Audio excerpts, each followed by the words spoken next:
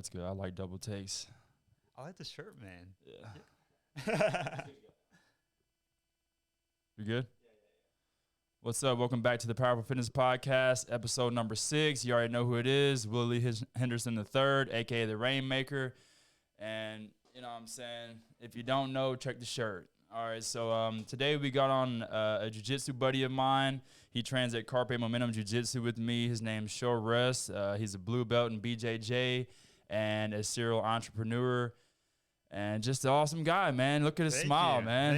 Thank you, man. I appreciate How you doing? I'm excited. I'm excited to talk to you. Yeah. So let's go ahead and introduce yourself. Just kind of talk about, you know, where you're from, you know, where you stay now, and then, you know, kind of get into what started you in jiu-jitsu.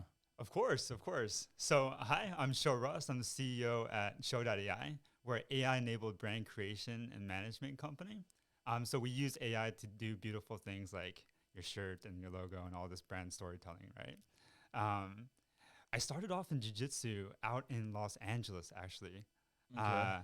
I was with Paragon at first, and then I went to Checkmate, and then I was probably better than. And when was this? Yeah, this was back in like probably 2013, 2014, so quite a while. And then I ended up going to, I started a few businesses, rareform.com, where we repurpose billboards into like bags and stuff like that. But eventually I got into BCG. It's like a large consultancy firm, but like their digital ventures division. Okay. It was really cool. Over the 3 years, we grew from like 50 people to like 800 people. Oh, and wow. I was like the CEO's right-hand man. And then we would essentially launch these new businesses. You meant employees? Yeah, from 50 employees. to 800 employees? Yeah, in like a few years. Wow. Yeah.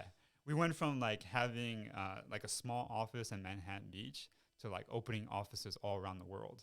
Okay. I even got like to spend like 7 months helping open the office in Japan, Tokyo. And so are you from California? So I'm actually from here. I got family out here. You're from Cape. Which is why I'm here right now. Okay. And then part of my dream with this company and why I'm here right now is like I'm hoping to kind of build up a tech scene out here. You know? And then kind of I love Disney and different things like that. I kind of want to create that kind of environment out here in Cape Girardeau. Nice. Yeah, okay. Yeah, and build it up a bit. I was just talking to a guy at Media Leaf the other day about how Cape is still kind of like feels like the 90s, you know. It's not like a big city where there's a bunch of like influencers and actors and movie stars and like what I'm saying. There's not really any famous people in Cape, you know. Yeah, so, I'm with you. Like I was telling him, we got to start it, man. We got to make it happen. I want to be the first big YouTuber in Cape. You know, there's not. I mean, if I asked you to name a YouTuber from Cape, you probably wouldn't know. You wouldn't have any names. You know? Definitely not. Yeah. So I kind of want to be like the first, famous YouTuber here. And I love it, man. Well, you're doing all the right things. I'm trying. You got the storytelling going on, and it's just reps, right? Like I'm trying to. Right. I'm trying to build out a podcast and stuff like that too to kind of help market the business. Yeah. It's exciting times, you know. And YouTube is such a fun medium. It keeps changing all the time. Yeah, YouTube is here to stay.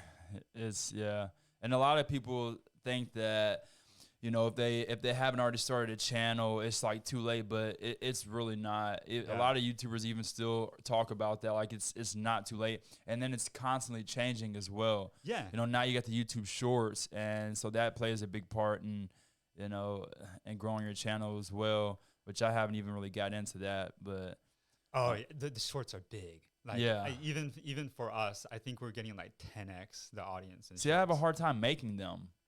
Yeah, on the computer. On my phone, it's a little more easy, but I don't have the same footage on my phone that I have on my computer, which actually someone, the guy at Media Leaf just told me I could probably put it in my Google Drive on my computer so I can access it on my phone, so I got to try that. Yeah, that'll definitely work, man. Essentially, like you should, like what we're doing right now is we're trying to, like after we do a podcast or something like that, we'll like break it up into like 20 clips. Right. And then you just send that stuff everywhere. Right. And then people are just scrolling through the shorts all day now. Right. So you've been doing jiu-jitsu now for, you said like, oh my God, so long. But you took time on and off. Yeah, on and off. And then now that, the business is starting to take off and stuff like that, and then, the beginning of a startup is just, it's kind of brutal, to be honest with you. Yeah. Yeah. And then, so I've been getting my ass whooped on the computer in the office, like a Yeah. different type of jiu-jitsu for the past couple of years. But I competed in IBJJF and stuff like that. Landed a flying triangle, couldn't finish it. Oh, nice. This is a funny story. My buddy on my birthday signed me up for IBJJF, and then I had a week to prepare. What? Yeah. So on your birthday, he signed you up. Yeah. So I found out like my birthday card had like the ticket to LA. Wow. And like already signed up, ready to go. And then I thought that I was competing at a much lower weight class. And then so the day before I had to cut like 12 pounds. And then I was just on the assault bike with the sweatsuit, just like spinning out, right? And then, competed. But I found out that my buddy who signed me up for a higher weight class. And then so I dropped 12 pounds. I was completely dehydrated. And then I was competing at a higher weight class. And you didn't even have, oh my God, dude, that's whack. And then my goal was basically at that point, I was like, all right, I'm not going to medal being 20 pounds under. So I'm going to just hit some crazy stuff. It'd be hard. Yeah. So I jumped, did a flying triangle, locked it in, and then just could not get the guy's head down to finish it. He was just like posted against my body, right? And he's just so strong. I just couldn't bring his head down. This is in gi? Yeah, this is in gi. Yeah. I'm starting to, like, I think I've taken only like 3 no-gi classes now. But I love it, man. It's so good. And then I got a little bit of flexibility, so I might, I'm going to try to keep doing it. So you'll see me in no-gi a little bit more, man. Yeah. So I guess is this the only art you've done, or have you done other martial arts? Yeah. A lot of taekwondo. Okay. Yeah. Really? Junior master in taekwondo. Okay. Yeah, I'm a blue belt in taekwondo. Yeah. But I got the, I got the black and stuff like that in a place that kind of guarantees that you get a black belt. It wasn't like, it's not like jiu-jitsu where like you really have to earn, like black belt in jiu-jitsu, like you're a beast, Yeah. But like, or you've really spent, a lot of time. Yeah. Or it's like either one, you spend a lot of time, like 10 plus years, and you're not a competitor, or, you might be a competitor and you've won so many tournaments. Like, because if you win tournaments, you rank up faster, I mean, I always, and I think that's how it should be, And everyone's sandbagging brown belts right now, so they're just like insane fights. Whenever you see like brown belts go at it, they're even more entertaining for me than the black belts. I feel like when I watch black belts fight, they're so advanced that you're not really sure like all the subtleties that are going on. Exactly. But brown belts are just like double legs across the gym. Yeah. Yeah, they're just going crazy. So I, like watching those guys fight, and then especially through Checkmat, those guys are so competitive. It was a really good experience for me. Yeah. So I'm trying to get back into that, but it takes some time. Yeah, the thing is, like, I feel like it's either you have to either really want to learn self-defense to show up, or you have to really love martial arts to show up, because it's rough. It's really rough on the body. Oh yeah. It's rough on your ego. You just get choked out. You know what I'm saying? Like it's not like a pickup basketball game, man. It's different. It's not like a game. You're not playing. It's fighting. Yeah. So you gotta really, like, if I didn't love martial arts, I couldn't see myself doing it. Oh no. Like not even a little bit. I'd rather just hit the gym if I Oh yeah, just pop some music in, just get some reps. I mean, come on, why? It's like, why? All right, let's think about self-defense in reality. If you want to be a master of self-defense, take your ass to the gun range. It's like, what? If I wasn't a fighter, if I didn't love martial arts, I would not be doing jiu-jitsu, dude. I would just go practice shooting my pistols, and that's how I can defend myself. Yeah. So I feel like anyone that's actually going to jiu-jitsu, like, they love it, Yeah. Like, they love martial arts. It's simple as that, because it's rough, man. It's very rough. Like, guys rolling multiple times a week, I don't even know how they do it, because I can't even do that anymore. Like, I roll once or twice a week. Smart. and that's about it. If I try doing any more, dude, I'm tore up. Like Yeah. for me, it's mostly my back. Like I my couldn't back. even sleep. After Tuesday, man, my back hurt so bad. Oh, dude, is it like a? Yeah. Is it like a tightness? It's like a weird tightness, like almost like a twitching feeling. And then like I can almost feel like the ridges in the muscles, and it just doesn't seem to calm down. And so I don't know like why it's keeping me up at night, but I just can't.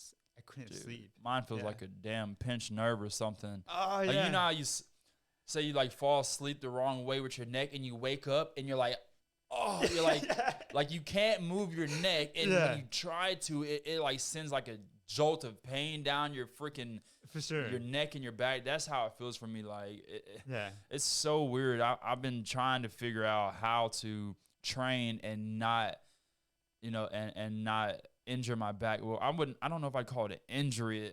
For sure. It's just like really tight muscles. Because when I go get a massage, it relieves it. Yeah. And I mean, it doesn't take away all the pain, but it definitely relieves it. So it's like, Are the massages good here? Like I've had 2 massages here so far, and then it's literally like I felt like a turkey being rubbed down. Like they weren't getting into the muscles at all. so the thing is, there are good masseuses here. Okay. So I go to the relax station at the mall, Interesting. and yeah. everyone's different. Like me, I can't have the deep tissue because if I'm really sore, Yeah. I need it to be very light. Like so light when they start. So the Chinese lady that works there, Yeah. she always gives me a massage, and it's always like perfect. And Nice. when she used to start, I would be like, it feels like she's literally just barely rubbing. But I realized by the end, like if she started any harder, I would be more sore. Like if you get the wrong massage, you're gonna be more sore afterwards. Like especially if they don't know what they're doing.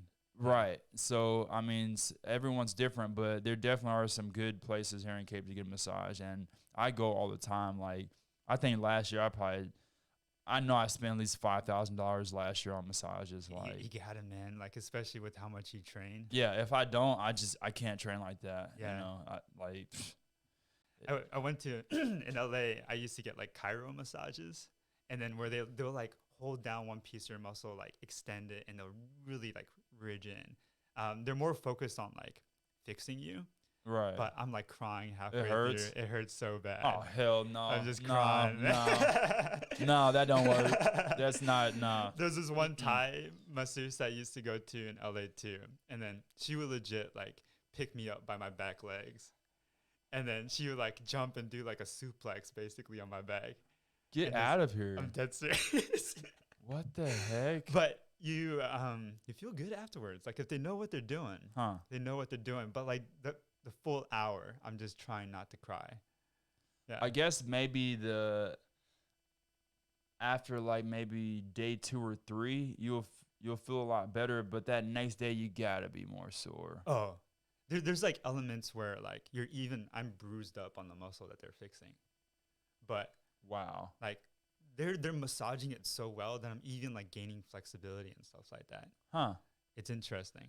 Yeah, that is interesting because when I go get a massage, if it's too hard, then I'll be so sore like immediately afterwards, and then even the following day. So yeah, I definitely try to speak up if they're too, and it's kind of weird because when I go to the place, they all speak Chinese. Like I can't even communicate with them very well. They're just talking shit about you behind the so scenes. so I'm like, you know, but I definitely make sure that they don't go too hard. But yeah, the guys tend to always like. That's also why I don't like getting it from a male because, you know, they're just naturally stronger. So it's like gotcha. it's too rough for me. You know. Oh, that's funny, man. Like, But you other go to people are jiu-jitsu, like- but you go to massage and like, oh, hold back. Yeah, for real. It's I don't know. It's very strange. If they go too rough, then it hurts. Yeah. Do you take any supplements to help you with muscle recovery, like glutamine or anything like that, or like protein? No protein. No. Really? Oh man. No. Oh man, Well, is there reason for that, or? so I mean, I try to find the right foods to eat. Yeah. Adding certain things into like a lot of my meals, like hemp seeds, chia seeds, Mm, yeah. flax seeds, stuff like that. One See, when you say supplement, like, do you mean like a pill form supplement? Because when people say Yeah. supplements, like I can say supplement this water for this, Oh, like but when you caffeine and think stuff like that. supplement, you don't think water, Yeah, So yeah. like When I was training a lot, I used to take glutamine, L-arginine. I even think like when I was more competitive, I took like creatine and stuff like that too. nah, And then some of that water retention helped with like the soreness. like for me. I get sea moss. Sea moss. Sea moss is really Yeah. sea moss has got like over 90 minerals in it, so it's Oh really good dang. for like. I just try to find the best like plants Ah, smart. to use. Yeah. Vegan diet or? Yeah. I've been a vegetarian now for like 5 years. For 5 years. Nice, man. Yeah. Do you have to take like B12 or something like that? Mm-mm. Ah, interesting. Yeah. Gotcha. Yeah. I've been getting stronger, faster. I mean, Yeah. Yeah, so I was vegan for a little bit and I definitely felt better. Like I reduced inflammation and stuff like that. yeah. But I feel like it was also because like I wasn't having as much like saucy meats and like all that junk. Right. But I saw like Game Changers or something, that documentary, and that kind of like threw me on that course. I mean, the thing is, like, you want to have a clean diet. So, however you can keep your diet clean, that's the route to go. Like, if you are eating meat, you don't want to be deep frying it. You don't want to be, Getting chicken nuggets, cooking shit in bacon grease. Like, yeah, you wanna have clean food, and you wanna have lean food. Like bacon, that's like one of the most fattening yeah, meats you can have. sure, And then they have levels to the leanness of the meat that like beef. So when I first started on my health journey, I stopped just buying any beef, and I switched to like the leanest. yeah, And then I was just like, well, they had like 60-40 lean. I'm like, 60-40? I'm like, okay. And then I seen they had like 90-10. And I'm like, okay, that's a little more pricey, but I made my way to that. And yeah, eventually through just a lot of like research, and then just listening to people talk about, the human body and what it needs, it just kind of seemed like common sense to me. If I can't even physically attack an animal and kill it and eat it without cooking it, I don't think that like biologically that's like I have to do that. yeah, for sure. We're omnivores, so really, with that being said, we can choose what we want to eat. You can eat all meat Yeah, and still probably live, a good while, and then you can eat all plants. And I mean the science is there, and then it's just really, you gotta go off how you feel too. I feel Like, everyone's so different. Like, come like on, my man. gut, like I'm half Japanese, so like things that do well with me is like rice and like seaweed and like fermented foods Yeah. and stuff like that. Things that are indigenous to your people. Yeah, my Yeah. gut biome is just kind of designed for that. So if I have like a burger, I'm in trouble. I Yeah. don't feel good. Like even like with like sake, like I can drink a lot of sake, but one beer and I'm throwing up on you. That's liquor, right? Oh yeah, What's yeah. it made out of? What? It's like rice on wine, basically. Huh. It's very clear. You can compare it to like a vodka or something like that, maybe. Okay. But in terms of alcohol, to me, I think it's like the cleanest, and like people say they don't get as many hangovers and stuff like that from it. But for me, like if I have a beer, I am going to throw up, or Really? if I have whiskey, like I'm gonna have stomach issues the next day. You ever tried Hennessy? I haven't tried Hennessy. That's what I like, There man. you go, there you I go. like Hennessy, yeah. I gotta try it. Yeah, So Hennessy's the beer, right? Hennessy Yeah. Hennessy's a cognac. It's Okay. it's brown. It's it's a cognac. Apparently, it's made from grapes. Oh, interesting. Yeah, Yeah. it's good. I like it. Okay, I'm gonna give it a shot, man. And Yeah. what I like about it is not like whiskey. If you like I haven't gotten like whiskey. You can get blackout drunk. You know what I'm saying? You'll be like wake up like what happened. Yeah. And then also you can Especially with our metabolism. You know how you get too drunk and you get the spins and you're just laying. You're just like you're either laying down. Most people do what they sit with their head in their lap. Like that's like the I don't know why. That's like the like standard position when you're too drunk. Yeah. But with Hennessy, I've never gotten too drunk. Gotcha. Like I can keep on drinking. It's like I don't get too drunk. I don't know what it is about it, but you know, I like that because I don't want to be drinking something to where if I drink too much, all of a sudden the room's spinning. Oh, yeah. You know, that's not fun. And it kind of comes like unexpected too. Exactly. I know you're like you're having a good time, and then suddenly you're not having a good time. Yeah, that's the worst, man. That's the absolute worst. So so I drink Hennessy when I do drink, which I don't drink much. You know, it's very rare for me too. Honestly, for me, it's like family occasions, right, or like work related things. If I have a fight the thing is being a fighter is like you have to always stay ready. You know, so it's how much notice do you get these days?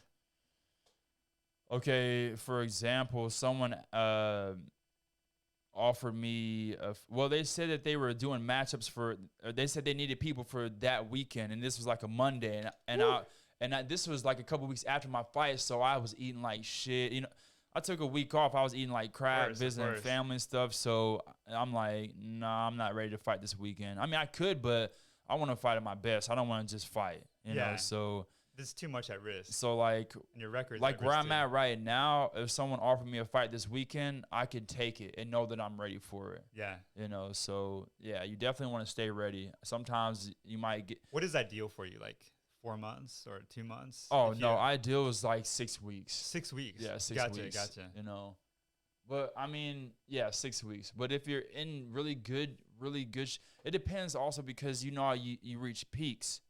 You can only peak for so long. People want to be their best year round. You can't. It don't work like that.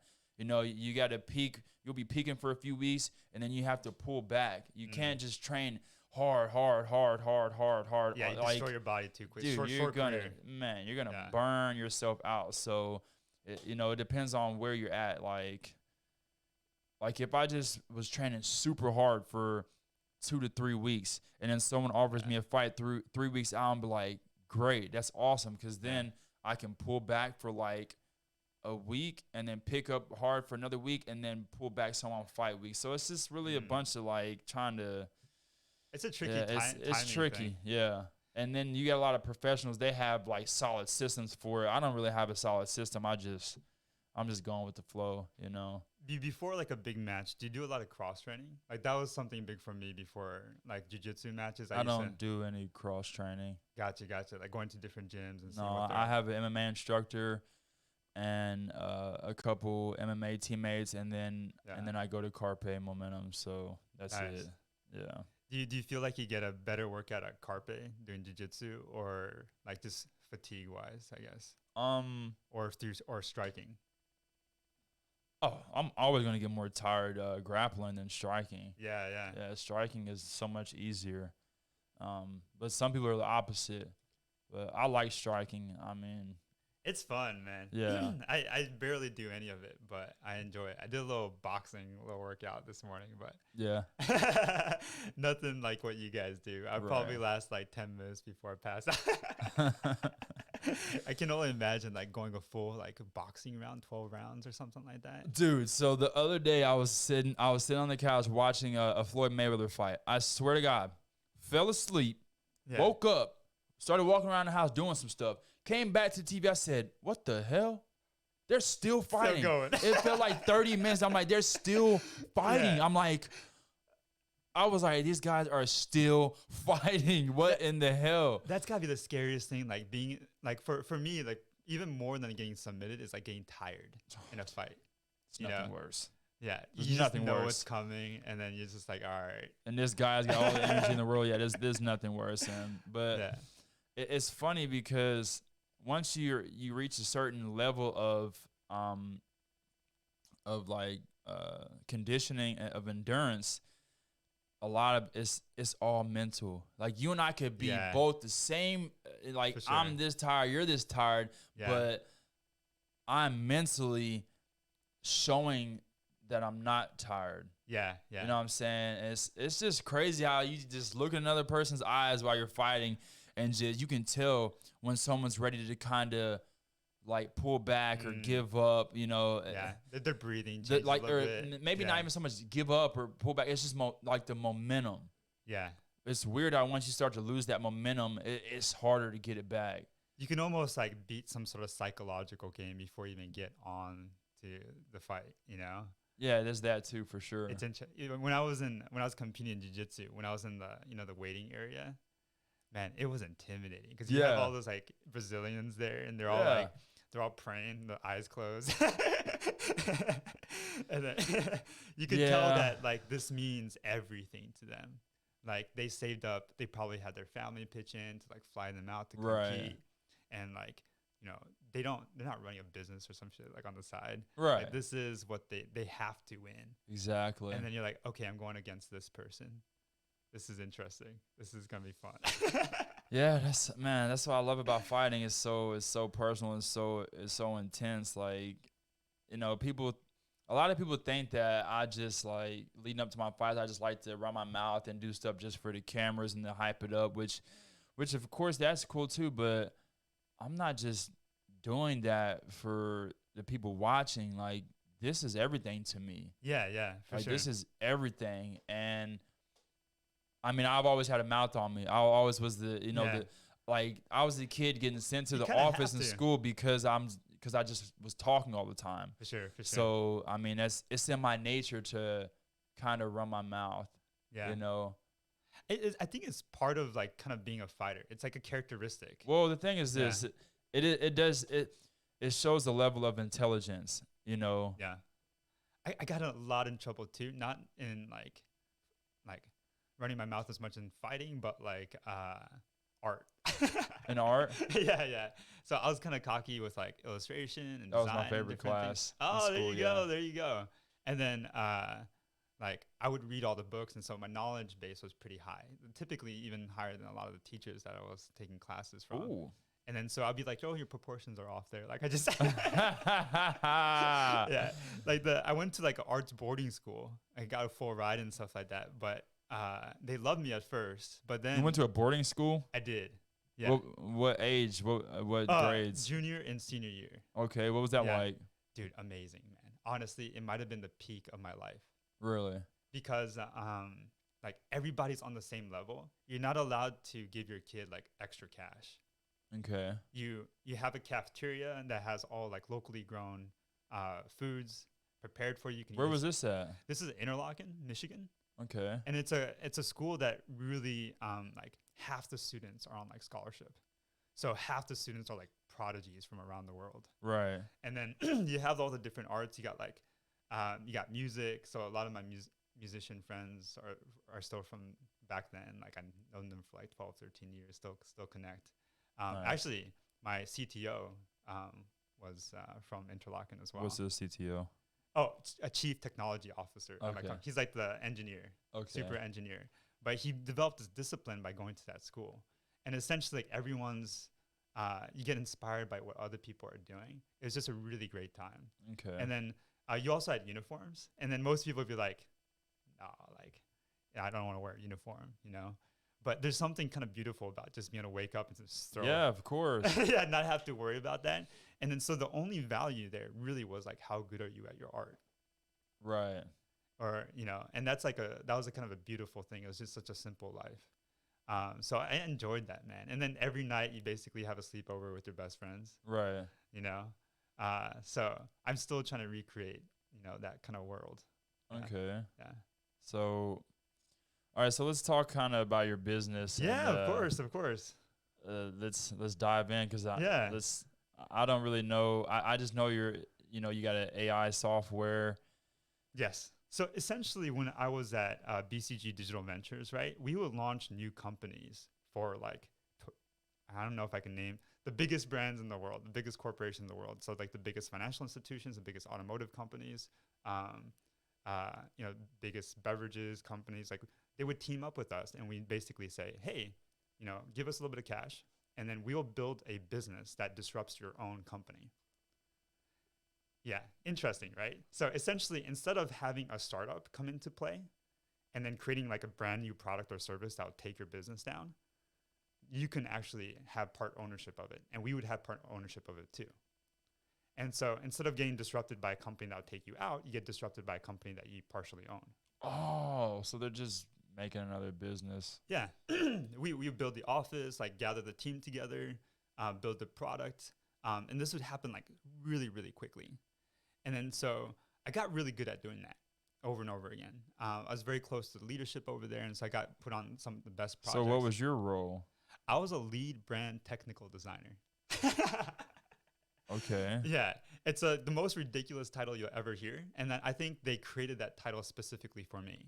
It was because I got so fast at creating new brands. But I was also very technical too. I know how to code. And then I've also started businesses in the past. So unlike most people, I was able to connect the dots between design, strategy, and development and engineering. Okay. And so I became extremely valuable. But because I had those connections, and then I started to realize that a lot of these businesses, these ventures that we were creating, is much like human DNA. They're very similar. Like everyone needs a website. Everyone needs swag. Everyone needs business cards. Everyone needs HR guidelines and style guides and how to use your logo, how do you not use your logo, how do you stay consistent, how do you develop trust with your audience, like who is your audience, right? Right. How do you take what your customers are saying or the things that you're seeing online and actually turn them into like actionable strategic decisions that you can take in. So the big companies out there like Facebook's, the Spotify's and different things like that, they develop these systems. Like design systems and different things like that. We call them brand systems, but essentially it's a combination of like a playbook. So like the techniques that you need to execute, as well as the assets that you need to execute. Mm-hmm. And then what we did was, because we noticed that, okay, we're building like these $1 million systems from scratch every 6 months. Instead of doing that, I created a company that focuses on, we have a foundation and then we tailor that foundation for different companies. So you don't have to reinvent the wheel, essentially. Right. Right now, every brand system that's being created for a company is kind of like building a car from scratch instead of using a factory line, or like having to worry about every single component. They're building these things, and it's taking like 600 people at these companies to just focus on just developing these systems. See, and that's where like I get confused, because I've watched so many videos on branding and starting your business, and everyone's got like a different method. I'm like, I just want to know, what do I make the damn website first, or do I make the t-shirts first, or do I make the video first? It's just like, it's like there's no set system. So I just been learning as I go and just trying to get shit done. And it's tricky, man. And the crazy part is that all the things that you have to do this year, you're gonna have to do 3x next year. The touch points and the opportunities for a brand are tripling every single year. And then like Gary Vee talking about making 10 posts every day for every. I'm like, no one has the time. The only people that have the time for that are the people that are getting paid for that. Yeah. It's extremely difficult to do. And then basically it's becoming like a barrier for any entrepreneur now. And then that barrier is increasing. So the one thing that's going to be really interesting over the next year, if you think it's tough and like you're seeing 10 posts by Gary Vee and stuff like that. By the way, Gary Vee had the office right below us. Really? Yeah, in New York. And then so I got to meet him and no see way, him talk that's and tight. stuff like that. Even like he did talks at our business too. So a lot of the brand, I have like pictures of him in front of some of our branding and stuff like that. But essentially, these businesses are starting to use artificial intelligence now to even increase their output. So what are the AIs doing? The AI will say, okay, this is your story. This is your brand, right? Like you're the rainmaker, and we need, like, this is what you're trying to tell people. Like you got a fight coming up or different things like that. Cool. I'm going to tailor that message for specific audiences. And then depending on TikTok, I'm going to rewrite the story for you and optimize it for TikTok. I'm going to optimize it for YouTube. I'm going to optimize it for Facebook. And then not only that, depending on how your customers evolve and how they're responding to it, I'm going to kind of tailor the messaging to be as effective as possible. Wow. Yeah. And then they take in, like there's so many variables to take in now, right? If you put out that much information, you're getting so much user feedback. No human, no designer, like no one's being taught in college or anywhere, or even online or through Gary Vee on how to handle that. Um, but now AI is becoming so sophisticated that can do that. Not only that, but like for example, with our system, you can say like, hey, I need 50 taglines to promote my product. Also, I need it in 10 different languages. Dang. So I can hit all these other markets, right? Like YouTube is big, but like why is Mr. Beast and stuff like that like huge, right? Is because he's like translating that in Spanish and like he's Oh hitting, yeah, yeah. yeah. He's like doing all these crazy things that most companies cannot do. And then so Dang. if we want to have a future where like people like you and me have any chance of getting our story out there and then getting through all that noise, right? Because there's going to be millions of posts out there and it's a quantity game. And so Right. to even break through that barrier, we're going to need to have access to these tools as well. And then right now, these tools are before I started the company, like we were being paid like $20 million to produce these tools. I was about to say expensive. Extremely expensive, right?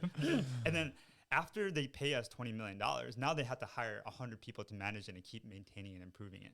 Jesus Christ. So like, it's like going to like a Formula One race with a Honda Civic. Right. Yeah, it's kind of like, Yeah. so like what, so you were saying like, you know, starting up another company with a bigger company.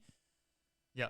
Basically, it sounds to me like they're just finding a way to create a monopoly without a monopoly. Yeah. You know? Yeah, the entire like thesis of that BCG Digital Ventures was like corporations will own the next horizon of innovation. Basically, like startups, yeah, that was cool. That was cute. Like they had their heyday and they applied basically a fast innovation method where startups were basically able to take more risk than typical corporations are able to do. But using our model and basically saying, okay, we're going to create a separate entity so we can take the risks, right? And then if it really messes up, it's a different brand, you know. But if it does very well, we'll just absorb it back into the main company, Right. and then we don't have to pay, you know, $10 billion to acquire that startup. We can just, you know, we only had to pay 500 million to build out a company ourselves, and we own all of it, you know. Wow. Yeah, and then it's working. Like essentially, what you're seeing right now in the market is like unicorns are falling apart. You're seeing a lot of startups are just being destroyed right now. Is because Unicorns? What's that? unicorns are like like Uber was like the last big unicorn. So Uber's falling out, you're saying? Yeah, there are like these startups that went from being, you know, just guys in the garage building a company to being like these multi-billion-dollar industries that take out like the taxi industry or take out how Netflix took out Blockbuster. Yeah, exactly. Yeah, Netflix is a great example of unicorn. Yeah. So like Disney Plus would be an example of like, hey, we're gonna create this sub brand, target these different things, do these different things, figure things out. You're not gonna see as many of those like new startups just kind of blow up anymore because corporations are smart. They're applying all these innovation processes. They're instead of being more like leadership and like revenue driven, they're actually design driven now. So they're focusing on the customer better, more than ever. They kind of learned all the tricks that the startups were using and saying, we can't afford not to do this anymore. Like the price of innovation is failure, right? Even for like jujitsu and fighting and stuff like that, for you to get better, like you can't just be beating up everybody in the gym. You gotta lose. Yeah, lose a few times, right? You need someone to like put you in a position you've never been before so you can learn from it. Right, start beating you in the things you're good at. Yeah, and these corporations are doing that big time. But the other tricky part too is that they're paying like crazy, right? So if you're a startup and then you need designers and developers and stuff like that, they're unaffordable now because they're getting like $400,000 a year from Google or Facebook or Snapchat or like at any moment you can kind of sit on your butt a little bit more, take in a 401k and like all these like benefits of a big corporation, still kind of have the startup world as well. And then they're like, oh, how do we incentivize these guys to give them like crazy expense accounts, like go crazy, have dinners, do all these different things, keep them happy. But now, if you're a startup, like how do you build a team? You got to do this shit on your own. Yeah, you do. Yeah. Yeah. So you have Yeah. to have like incredible founders that are willing to just put in real work, like real suffering for like the first 2 years. And that's essentially what kind of happened to us over the last couple of years. Wow. Yeah. It was funny. Like the first year, I had to convince people that lived in Paris and New York and different things like that to come out here in Cape Girardeau. And then with like a tenth of their original pay, No way. operate out of a garage for a bit for the first year. Wow. And then now we're at a place where like we can kind of benefit from the fruits of that labor. But that's very difficult for most people to do, especially if you have other responsibilities and you can't take a pay cut like that and stuff like that. Right. It's tricky to do. Yeah. But yeah, I essentially, when I was working there, I was like, okay, this is, there has to be a way for entrepreneurs of the future to be able to compete. And then if I can create a framework and then I can make it as a software, I can make it available to like thousands, if not millions of businesses, and they can all combine I can learn from each business and improve the foundation, and they can all benefit from that. Like even these small companies can launch. Like if you want to start like a coffee shop right now or something like that, good luck trying to compete against Starbucks with all their data. Yeah. I mean, dude, they're opening up a lot of coffee shops here in Cape, though. They are. Dude, they're opening up, I keep seeing them pop up all over the place. Dynamite's great, right? But, man, the amount of effort that goes into, like, the amount of pain that you have to go through from all those lessons and not having the framework right, is really, really difficult. Like, right. even for us in the business, I've read all these books. I've had the opportunity to build startups in more of a corporate environment. I feel like I've made every single mistake possible over the last 3 years. And then, yeah. Like every single thing I read about, I did it exactly like word for word. And then if by having some of these playbooks from the get-go, if I had like our tool back when we first started, we would have leapfrogged to where we are now. Mm. It's just a whole different game. And then what the beautiful part about that is that you don't have to spend as much time on like marketing yourself. You can really focus on what makes you different. So the coffee, right? Or like the service or the experience. And then the storytelling is done for you. So how's that? Yeah. How does it do that? Yeah. So we essentially have like an onboarding process. It's similar to like if you spoke to an agency or a designer or like a mentor or something like that. He's going to ask you a few questions. Like, give him your credentials. Yeah. Like, what are you trying to do? What is your vision? Like, what is like the overall mission, right? Are you trying to be champion or something like that? Like, or are you trying to build a new electric car that, is built on solar power? You ask like, why are you doing that? Like, what's driving you? What's the desire? Who are you trying to target? So these are like essentially a list of like 20 questions that we go through. So it does take some time. It takes like 30 minutes to an hour. But it's because we have kind of tested these questions over and over again, they're extremely efficient. Like most designers, when they're talking to you, they're just like asking random questions. They don't have like a list of 20 that's like optimized to get the most data points possible. Right. We've created a list of questions that gets us the most information possible. And then once we have that, we essentially call it like the brand's DNA. It's like the ingredients to like build out your business. So the AI can take that and say, okay, I know what this business is trying to do. And then so when I create a headline for their website, or if I create them an investor deck, or if I create them a website, or these different things, I can consider all those different attributes. I can consider their revenue model, their pricing, who they're talking to. Like if I'm talking to kids, I'm going to be a lot more friendly, and like my tone of voice is going to change. If I'm talking to, more traditional people that are like experts, I'm going to use their lingo and stuff like that. Right. It can adjust, and then they can adjust at a pace that like copywriters and different things like that just cannot compete with anymore. Because you're not going to be able to like our AI considers current market trends. It reads 90% of the internet. Like it knows everything that everyone's doing at the company. Right. So when it creates something, it's considering all those pieces. It's like going into a fight and not knowing the fighter. Our AI knows everything about the fighter that you're fighting. Can I get this inserted in my brain? Yeah. We can definitely talk about it, man. Yeah. We could definitely talk about it. We can we'll go through onboarding and different things like that with you, see if it'll help you out. It is designed for, like, to be honest with you, for like kind of the companies that have like 15, 20 people. Right. So it might be like a lot to manage for you even still. But what we're trying to do right now is we're trying to make it easier and easier for smaller and smaller companies to use. And then so eventually, like, our goal is, like, right now you can like just talk to it and say, you can say, hey, tell me a joke.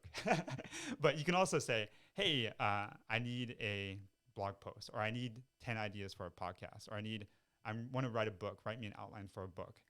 And then because you've gone through that onboarding process, it's not just going to give you some generic outline to a book. It's going to say, hey, this is the hero's journey of the Rainmaker. This is his story. This is what he's trying to do. Let me create an outline that makes sense, that works. It's all like contextually relevant. Most of the AI out there doesn't do that, right? It's like very generic. It's like good for like, oh, who's the president of the United States, and just tells you.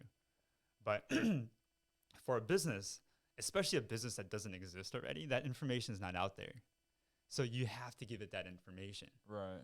And then if you don't know what information to give it, it's just a dummy AI. It doesn't know enough to actually give you good quality stuff. Wow. It's kind of like a doctor who doesn't ask you questions about like what you need, and you're just like, oh yeah, like, you want to be healthier? Like, here's a vitamin pack. Right. And then so like, yeah. So it mostly for like just online marketing, Yeah. and things like that, or does it help you? Like, does it do finances, or what is good it? Question. Yeah. Good question. So we're not doing finances as much. Like, we do things like, you can feed it. I guess you could feed it finances and different things like that, and have it like ask for like strategic decision making on the finances, and it can refer to other financial models and stuff like that. But we're more focused on like, oh, I need a social post, or So it's mostly about marketing online. Yes, That's what it does. Yeah. Okay. We also like will do like printouts and stuff like that. But it is like most of our companies, most of our current customers are all just like high growth digital companies that are just trying to hit digital really, really hard most of the time. Like, there are playbooks in there that help you with like, oh, this is how you put your logo on an airplane or something. But like, so if you're like FedEx or something like that, and you're like trying to create boxes and put your brand on there, you're like a PC company and you have all these like packaging goods and stuff like that. There's all these rules and guidelines that you can follow within our system. But you still have to kind of follow those rules and different things like that. In the future, though, our hope is like over the next 6 months to a year is that this just becomes a voice chat type situation, like Jarvis and Tony Stark. Like, Tony Stark would have never been able to create Iron Man without Jarvis. He was like trying all these color combinations. He was doing all these crazy things. But imagine if he was just like trying to screw everything in by himself. Well, first he made it in the cave, right? Yeah. The first one. Yeah. That suit was jank. That was jank. Yeah. It fell apart pretty quick. Yeah. And then it's basically like a tank with a flamethrower on it and like a little jet stream. And then now what he's got like nanotech and all these different things, like really sophisticated stuff. Basically every big company now has that next version of Iron Man. Well, how smart can this AI really be? So now, will it be able to help a person that is,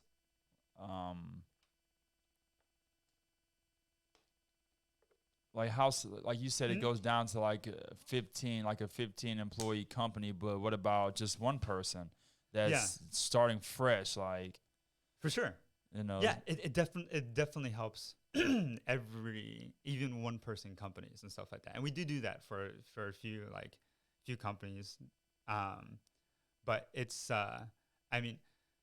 typically right now, because of our price point, it's typically a slightly larger company, but we're trying to and that's mostly just because our team is not that big yet, our customer support and different things like that, so it just makes sense for us to have less customers that pay us more. Right. But in the future, we think that even influencers would be like, and any even like YouTubers and stuff like that, every single person will need this tool to produce things like swag and different things like T-shirts and backpacks and all these different things that they need to do, and then allow them to focus on just creating good content.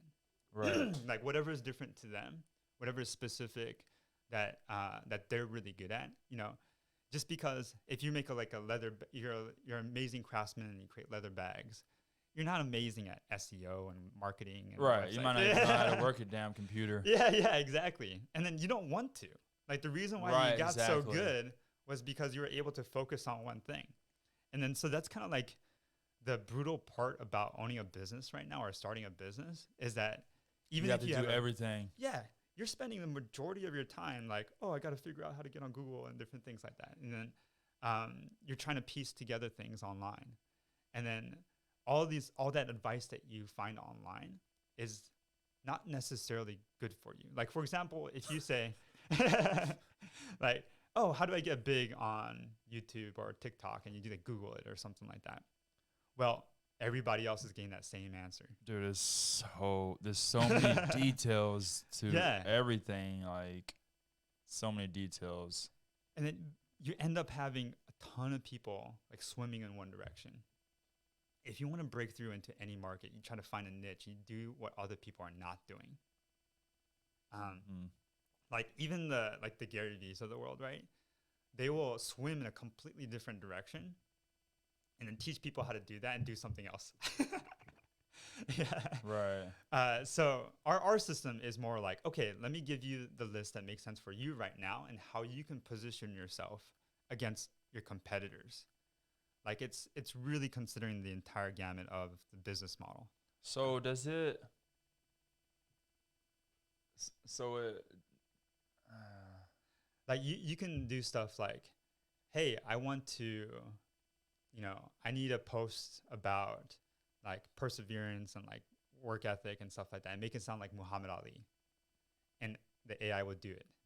And it does the post for you and it'll post everything for you. It'll give you the content and then you have to put it out there. Really good question. So right now with our system, it'll give you the content and then you put it out there. So you download it and then you post it to Facebook and stuff like that. The reason why we did that was because there's actually a bias in the algorithm where if you post through their system, they will typically you'll do better. Like if you use there are a few systems out there to help you kind of I think Hootsuite and different things like that allow you to kind of schedule posts and stuff like that. But it's actually better to go direct. You have more options. You have more ways to target audiences and different things like that. Yeah, because posting at the time you post is very important as well. Yeah, absolutely. For this podcast, the best way for me to do it is to post, say, one video the same time every week, because everyone's on their own routine, so you want people to be on their routine. If you just post randomly, they might not watch it, and sorry about that. You're good. Gotta put that on silent. It looks like mine's buzzing off the hook too.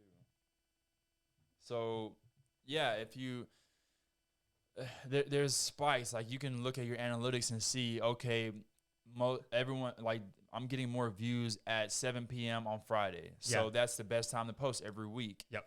And, but it's not, of course, it's not always that easy. It's like a trial and error, right? It takes you the first 6 months to just kind of get enough data to even make those decisions. Right. And I've kind of got to a point where I'm like, you know what?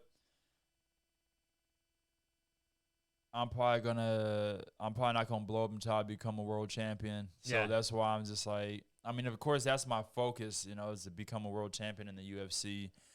And, I'm creating a lot of content, doing things in the meantime, and, trying to, start things with my business. And I'm like, well, if this shit don't go well, that's kind of, I'm basically banking everything on being able to knock people out. At the end of the day, that's what I'm banking everything on, because it's you have to commit to it. What is going to make people really want to be a supporter of mine? For sure. Yeah. People don't support losers. Yeah, it's true. It's true. Simple as that. Yeah, People because support winners, they they like seeing, like, it's a beautiful thing to see someone like persevere and push through and do something amazing. And then they love watching that, right? We love watching people like skydive from like crazy feats, or like any kind of Red Bull thing that happens. It's just like entertaining to watch. Right. Like even for us, like we feel like we're still warming up to that world, you know. We're having to like earn that position, and then it takes time. A lot of time. It does. And that's another thing I have to constantly tell myself, like, just relax and keep grinding, because, you know, you're 28 now. By the time you're 40, you should be good. Yeah, yeah. You know, you gotta love the process. Time and service. Yeah. So, you know, I just turned 31, man. I'm like having midlife crisis, basically. No way. Yeah. But, you know, you kind of look back and you're just like, okay, like the steps make sense. You know, you're getting closer to where you are. Just make sure that you're continuously growing. For us, I focus on like some of the metrics and just say like, okay, from, you know, this year was kind of slow. Maybe like, you know, we grew by like 40% revenue, but we did grow like 2,000% on users. And then so I focus on those numbers and just say like, okay, next year I'm going to hit this, and like forecast and just try to keep making sure that as long as I wake up and I feel like the value of the company keeps going up, I feel pretty good. And then, but also I'm not too, I used to focus a lot on the outcome too. And then I noticed the more I focus on just kind of enjoying the process and enjoying like the every single day of getting there, the results just seem to happen. Right. Yeah. I made a big mistake, I think, this past year, where at one point I put like health below work. Yeah.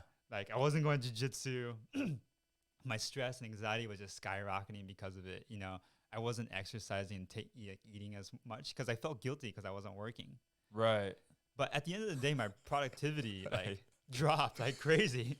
When you're an entrepreneur, it's like you can't do anything outside of work without feeling like you're a failure. It's like you work 10 hours that day, you finally sit down to eat dinner, and you turn on the TV, you finish your dinner, and you're still watching TV. You're like, well, there goes my business. It's like if you do anything outside of work, you just feel like, because it's like time is of the essence, and you just want to get to that point to where you're, you know, you want to get to a certain level of success that you see yourself at, and until you're there, you kind of just feel like anything other than work is wasting time.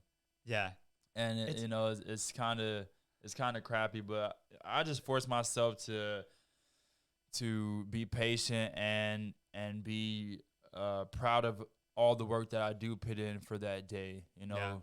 It's like it never ends, you know. Yeah, it never ends. I talk to even like people like that damn factory line aspire to be like, and then they're like, yeah, I got the same problems. Yeah. And then even like looking back, it's funny. Like when I graduated high school, I was like, oh, it'd be really cool if I was like a creative director at like an agency, like a top agency or something like that. Right. And that almost happened like immediately. And then I was like, oh, it'd be really cool if like I was able to start a company or something like that. That happened. And then, oh, I wish, you know, I'm going to be really happy if I get my first $1 million check. That happened. And then like, I just like, at this point, it just keeps going to the next level. So you have to enjoy that process and just saying like, okay, today, this is my routine. I love my routine. I'm going to continue to improve on it. And then this other stuff, all the outcomes and different things like that, it's just like, oh, if it happens, great. But if it doesn't happen, like I'm still loving every single moment of what I'm doing right now. Yeah.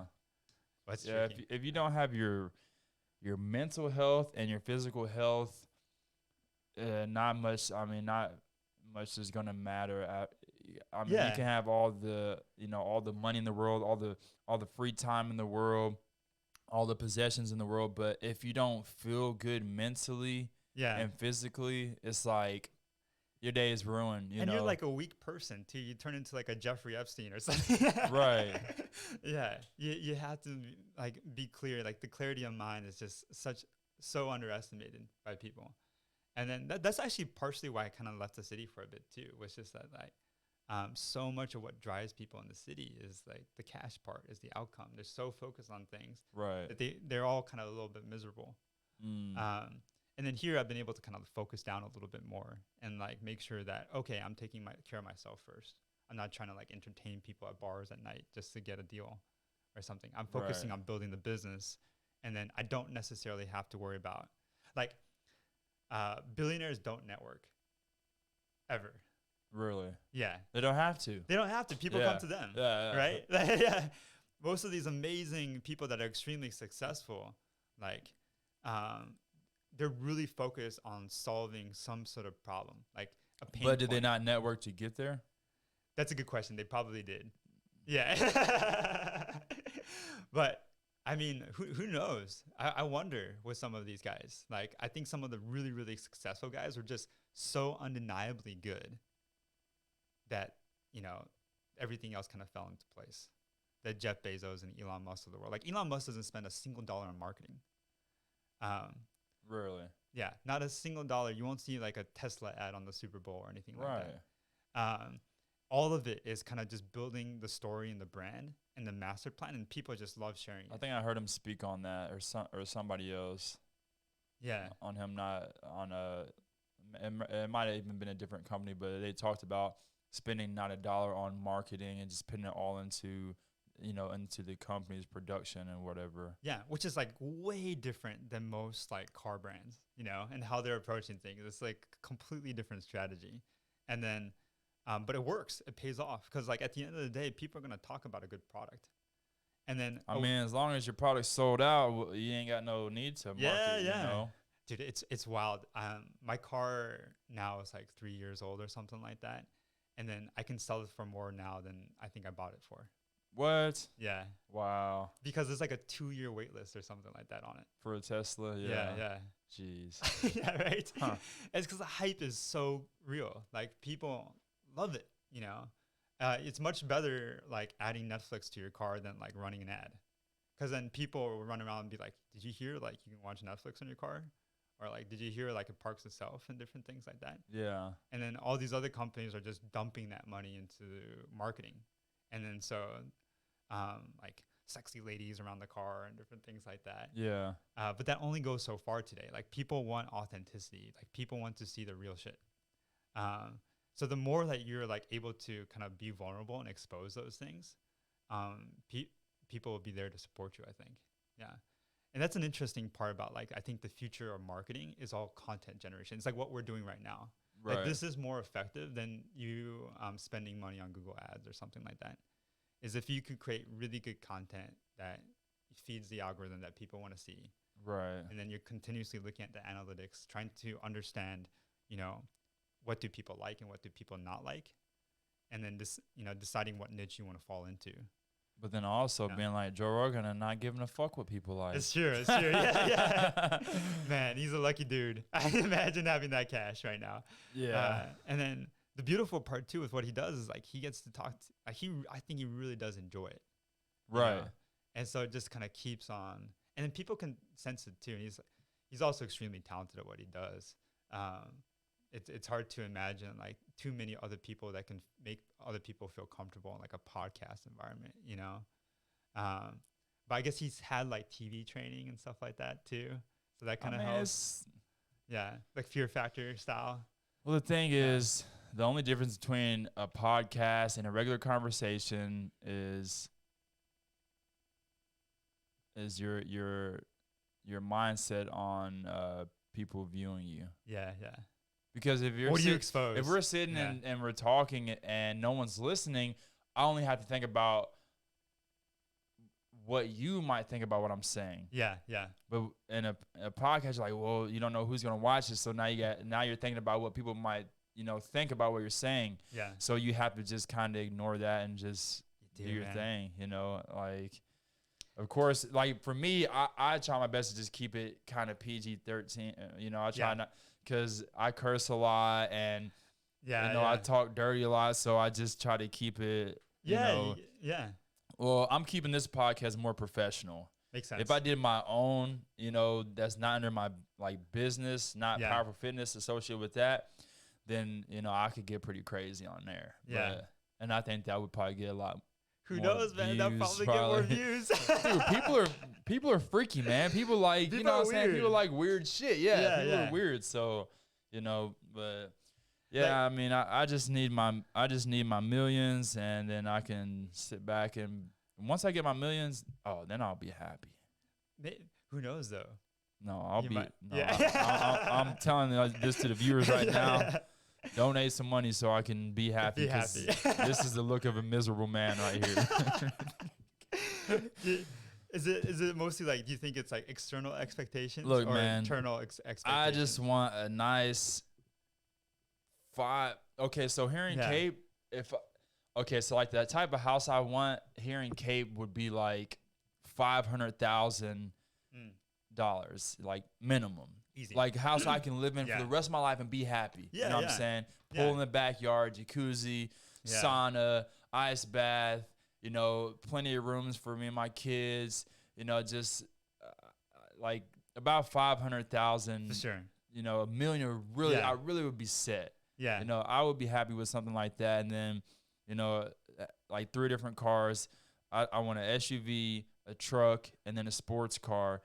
And then after that, I'm pretty much, I got everything I need. And then I just need money to go do stuff, go have fun. So, or like, is it 3 cars because like you really need the 3 cars? Or is it like, I want my kids to have an SUV, or like SUV for the family, getting groceries, stuff like that. A truck for when the weather's bad, for sure. If it snows, if I need to haul something, I need to pull some stuff, get a trailer, move some stuff, and then the sports car just to feel like the shit, just to ride around and flex, like. Do you have a sports car in mind? So right now, I would love to have the new 2021 Corvette. That thing is sharp. The first mid-engine Corvette, it's nice. It's a beauty, man. That or a Lambo. It'll confuse some people into thinking it's a Lambo or a Ferrari. That Corvette, it looks good. Yeah, or maybe It looks like a lot of fun. Maybe too. a McLaren. Oof. Or a Ferrari. Yeah, something. Yeah. I'm definitely gonna get me some type of supercar. Here in the next couple of years, and we'll see what's gonna be. I got a feeling it's gonna be the Corvette because the Corvette's not super expensive. It's 60. 60. That's base model. No. I want base model. You want that ZR2 or something? It's gonna have to have some extended packages on it. Be about $90K or something. But yeah, man.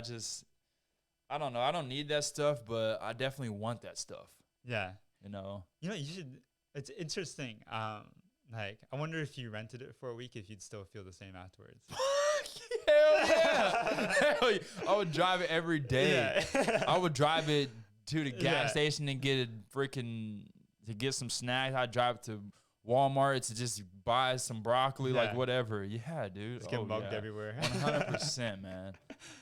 That's why you gotta keep fighting, man. Protect all those assets. Dude. Yeah, I definitely want a sports car, and just because, dude, I know I'm gonna feel riding in it, man. I know I'm gonna feel like this shit. Yeah. It's all about how I feel, Like everyone wants to feel good. Everyone wants to be in a good mood, and I know what things put me in a good mood. Yeah. It's funny. When I was in like college and stuff like that, I was like, I really want like a Honda. If I had like a Honda, I'd be happy. Yeah. Dude. And then I was like, actually, I really want an Audi. And then I got the Audi, and then I'll be happy if I have the Audi.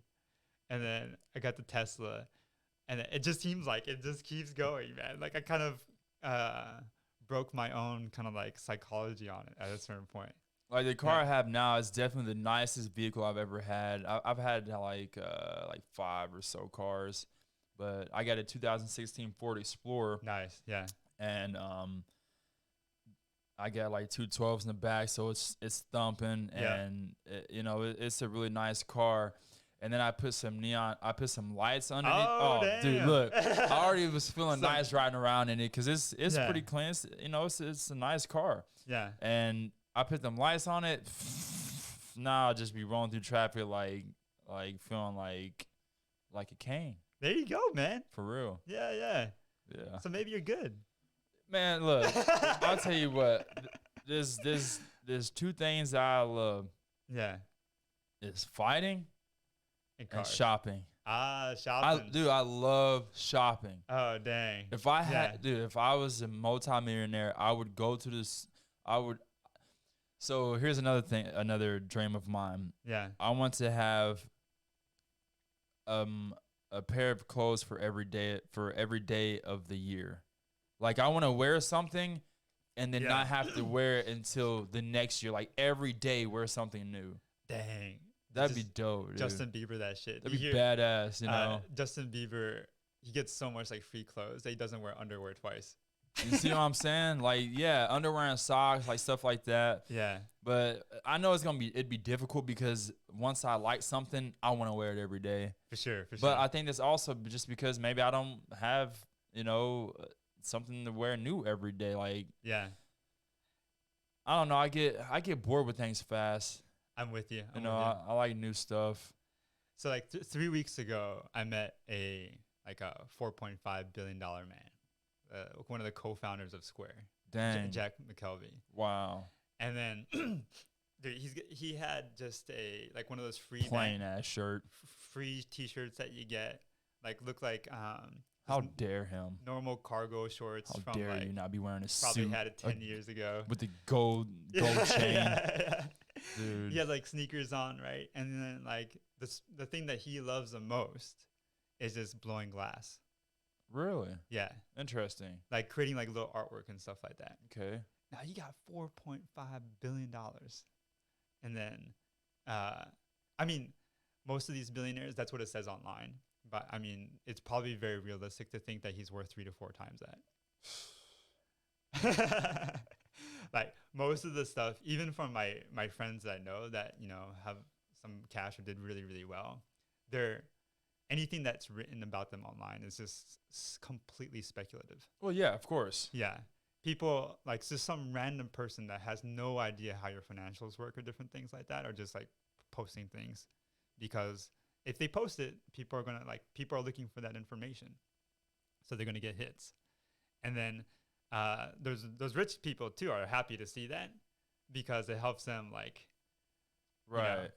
Raises their clout. They actually no, they'd want the opposite. Oh, they want the IRS to think they're only making $4 billion even though they got 12. Yeah, they don't a lot of these one of the things that Elon Musk does, right? He lives in that $50,000 house. How dare him? Yeah. The richest man in the world lives in a $50,000 house. Elon Musk is the richest man in the world? It's probably Putin. Or the other part too is from what people know. How much is he worth? That's a good question. He's probably in the 400 bill, I'm thinking. 400, 500 bill. He's probably getting he's on the path to trillionaire status. Yeah. Jeez. And then, but they say that people some of the Saudi princes and stuff like that, right? They have $1 trillion in gold just sitting in their castle somewhere. Or no one knows what Putin is worth. But all the oligarchs, basically the entire Russian economy is his wallet right now. And then at any point, he can just say, oh, billionaire oligarch, that runs oil. You want to stay there? You have to give me 3/4 of your cash. Jeez. And he does that. I mean, he did that during war with Ukraine and stuff like that. They're all under his control by basically by gun. Because if you go against him, you're dead, right? So he controls the entire economy. So he's probably the richest man in the world. And he's living it up. If you see his compounds and stuff like that, you see it. But Elon Musk of the world, he's not running his businesses by fear. So people work for SpaceX and Tesla really hard because they believe in him. Right. And what he's doing. And then if they see him running around on yachts and stuff like that, like Jeff Bezos, that's just not going to work out. Jeff Bezos, the reason why he gave up Amazon, probably leading Amazon, was because he wanted to live that lifestyle. Right. He didn't want to be tied to the idea of okay, I have to. Why would you? Once you get rich, it's well, yeah. Well, that's the thing. It's everybody wants to have enough money to do what they love every day. Mm-hmm. And Elon Musk is doing what he loves. Yeah, like if he had like like it's like the coolest thing to build like rockets and stuff. Like he's doing exactly what he loves, right? Like he might not be living in like a super compound, but he gets to spend all day building rockets and stuff, and like something way more significant. Dude, he kind of reminds me of Sheldon off The Big Bang Theory. That's my yeah. I've been watching that show every day. Oh man, I'm almost done. I'm on season 11. I love that show. nice. I have to give it a shot. I have to give it another You never shot. watched it? Yeah, Dude, you'd love it. Yeah, I'd probably love it. You'd love it. I mean, when you sit down and eat your dinner at night, it's like, what else you gonna do? You're gonna be fucking doing shit. You're working while you're eating dinner. Dude, I'm so bad at that stuff, man. No, dude, sit down, relax, watch some stuff. Big Bang, dude. You'll love it. Sheldon is so he's a genius. He's a theoretical physicist, and dude, it's funny because him and I have a lot of similarities, but his is very extreme. How he's very particular about things. Yeah, Like I'm just like that as well. And how he speaks, what he's thinking, and even though it's not things you should say, like telling someone if they look ugly in something, you know, things like that. It's just kind of we have a similar personality traits, and I just find it fascinating. You kind of have to, like, if you want to create the world that you want around you, you have to be somewhat like vocal about what you want, Right. you know, like actually. If not, you'll have the wrong people around you. Yeah. Like Elon Musk, there's actually a lot of like stories about him being like really rude or like mean, different things like that. Like his assistant of like 8 years or something like that said that, oh, like I'm basically doing everything for you. Like I was handling all your meetings, your bookings, your finances and different things like that. I want a raise. And it was like a pretty like normal raise. And he was like, okay, interesting. Why don't you leave for 2 weeks? And then if I like, we just see how I feel after the 2 weeks. What the? And then she came back, job is gone. Like No. her like basically his pepper pots, you know? Yeah. Yeah, just gone like that. It's very common. Like if you're in an elevator with Elon Musk, and then he asks you like, oh, so like what are you working on right now? And then if he's not satisfied with your answer, by the time you get off that elevator, you're done. No. yeah. Yeah. And then like Steve Jobs was the same way, right? Like he built one of the most impressive companies of all time, Apple Computers, like amazing campus. But like if you looked slightly distracted in a meeting, he will bully the crap out of you, and then say like, you don't deserve to be here. Psycho. Like I'm gonna fly you back to wherever you came from because you're a bozo. Like that was like his favorite word.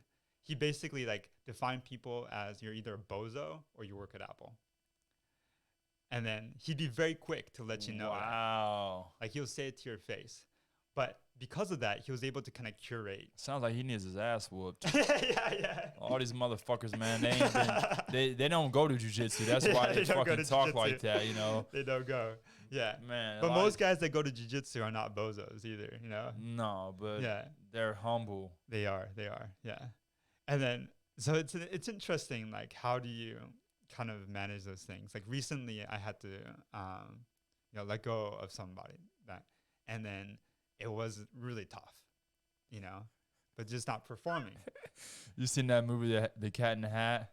Oh, it's been too long. At the very beginning, there's the boss of the thing. Someone walked up to him. It was like her first day. He's a germaphobe, right? Yeah. Kind of funny, just like Sheldon on The Big Bang Theory. Of course. And I think it was a guy. He walks up, he grabs dude's hand. Yeah. The dude's a German, but he grabs his hand. He says, "Fired." Excuse me, what? Fired. You're fired. Duh. Yeah. It was, dude, it's like probably the funniest part of the damn movie, but Of course. it just fires him because he shook his hand. Okay. I couldn't believe it, but yeah, there's people like that. There's people like that for sure. Yeah. And then I have a hard time doing that. And like as a leader, like if you want to curate like a strong team, like if you like, let's just say you want to put together like a really good soccer team, you can't just be like, oh, this defense guy is like, hopefully they'll do well in 3 years. You have to be like, I have to cut them as fast as possible so I can get good people in there, because it's Right. affecting the rest of the team. Because as soon as you like, even if you have like a game or something like that, and one person is not fully in it, it kind of ruins it for everybody, right? Yeah. Just ruins everything for everybody. So it's like it's unfair to the rest of your team. It's unfair to the game. Like that one person is just not following the game rules. No one's having fun anymore. So no one's like, it's gonna be a short business. The average, even for like the average lifespan of a business, like for even like the really successful ones, like 30 years. It's because like you lose the founders, you lose that like ability to curate and like make sure that you keep everything and everybody at a high level and set those expectations. If those expectations are not there, the business will fail. Right. Because there will be a team that has those expectations and they're going to kick your butt when you go face to face with them. Right. And then business is very similar to any other sport. It's a competition. That's where like investors are really focused on the team. Like if you have a strong team, you see people, like I had a friend's business. He's one of the co-founders, but like even before they had a product, they don't even have a product to market or anything like that yet. Just on the idea and just on the team, they raised $20 million. What? Yeah. What was the product gonna be? Yeah.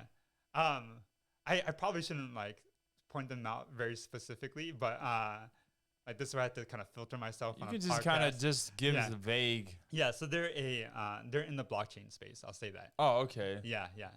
And then so they have a great team, and then they have a decent idea, and then they say, hey, we're gonna build this. This is how much money that we need.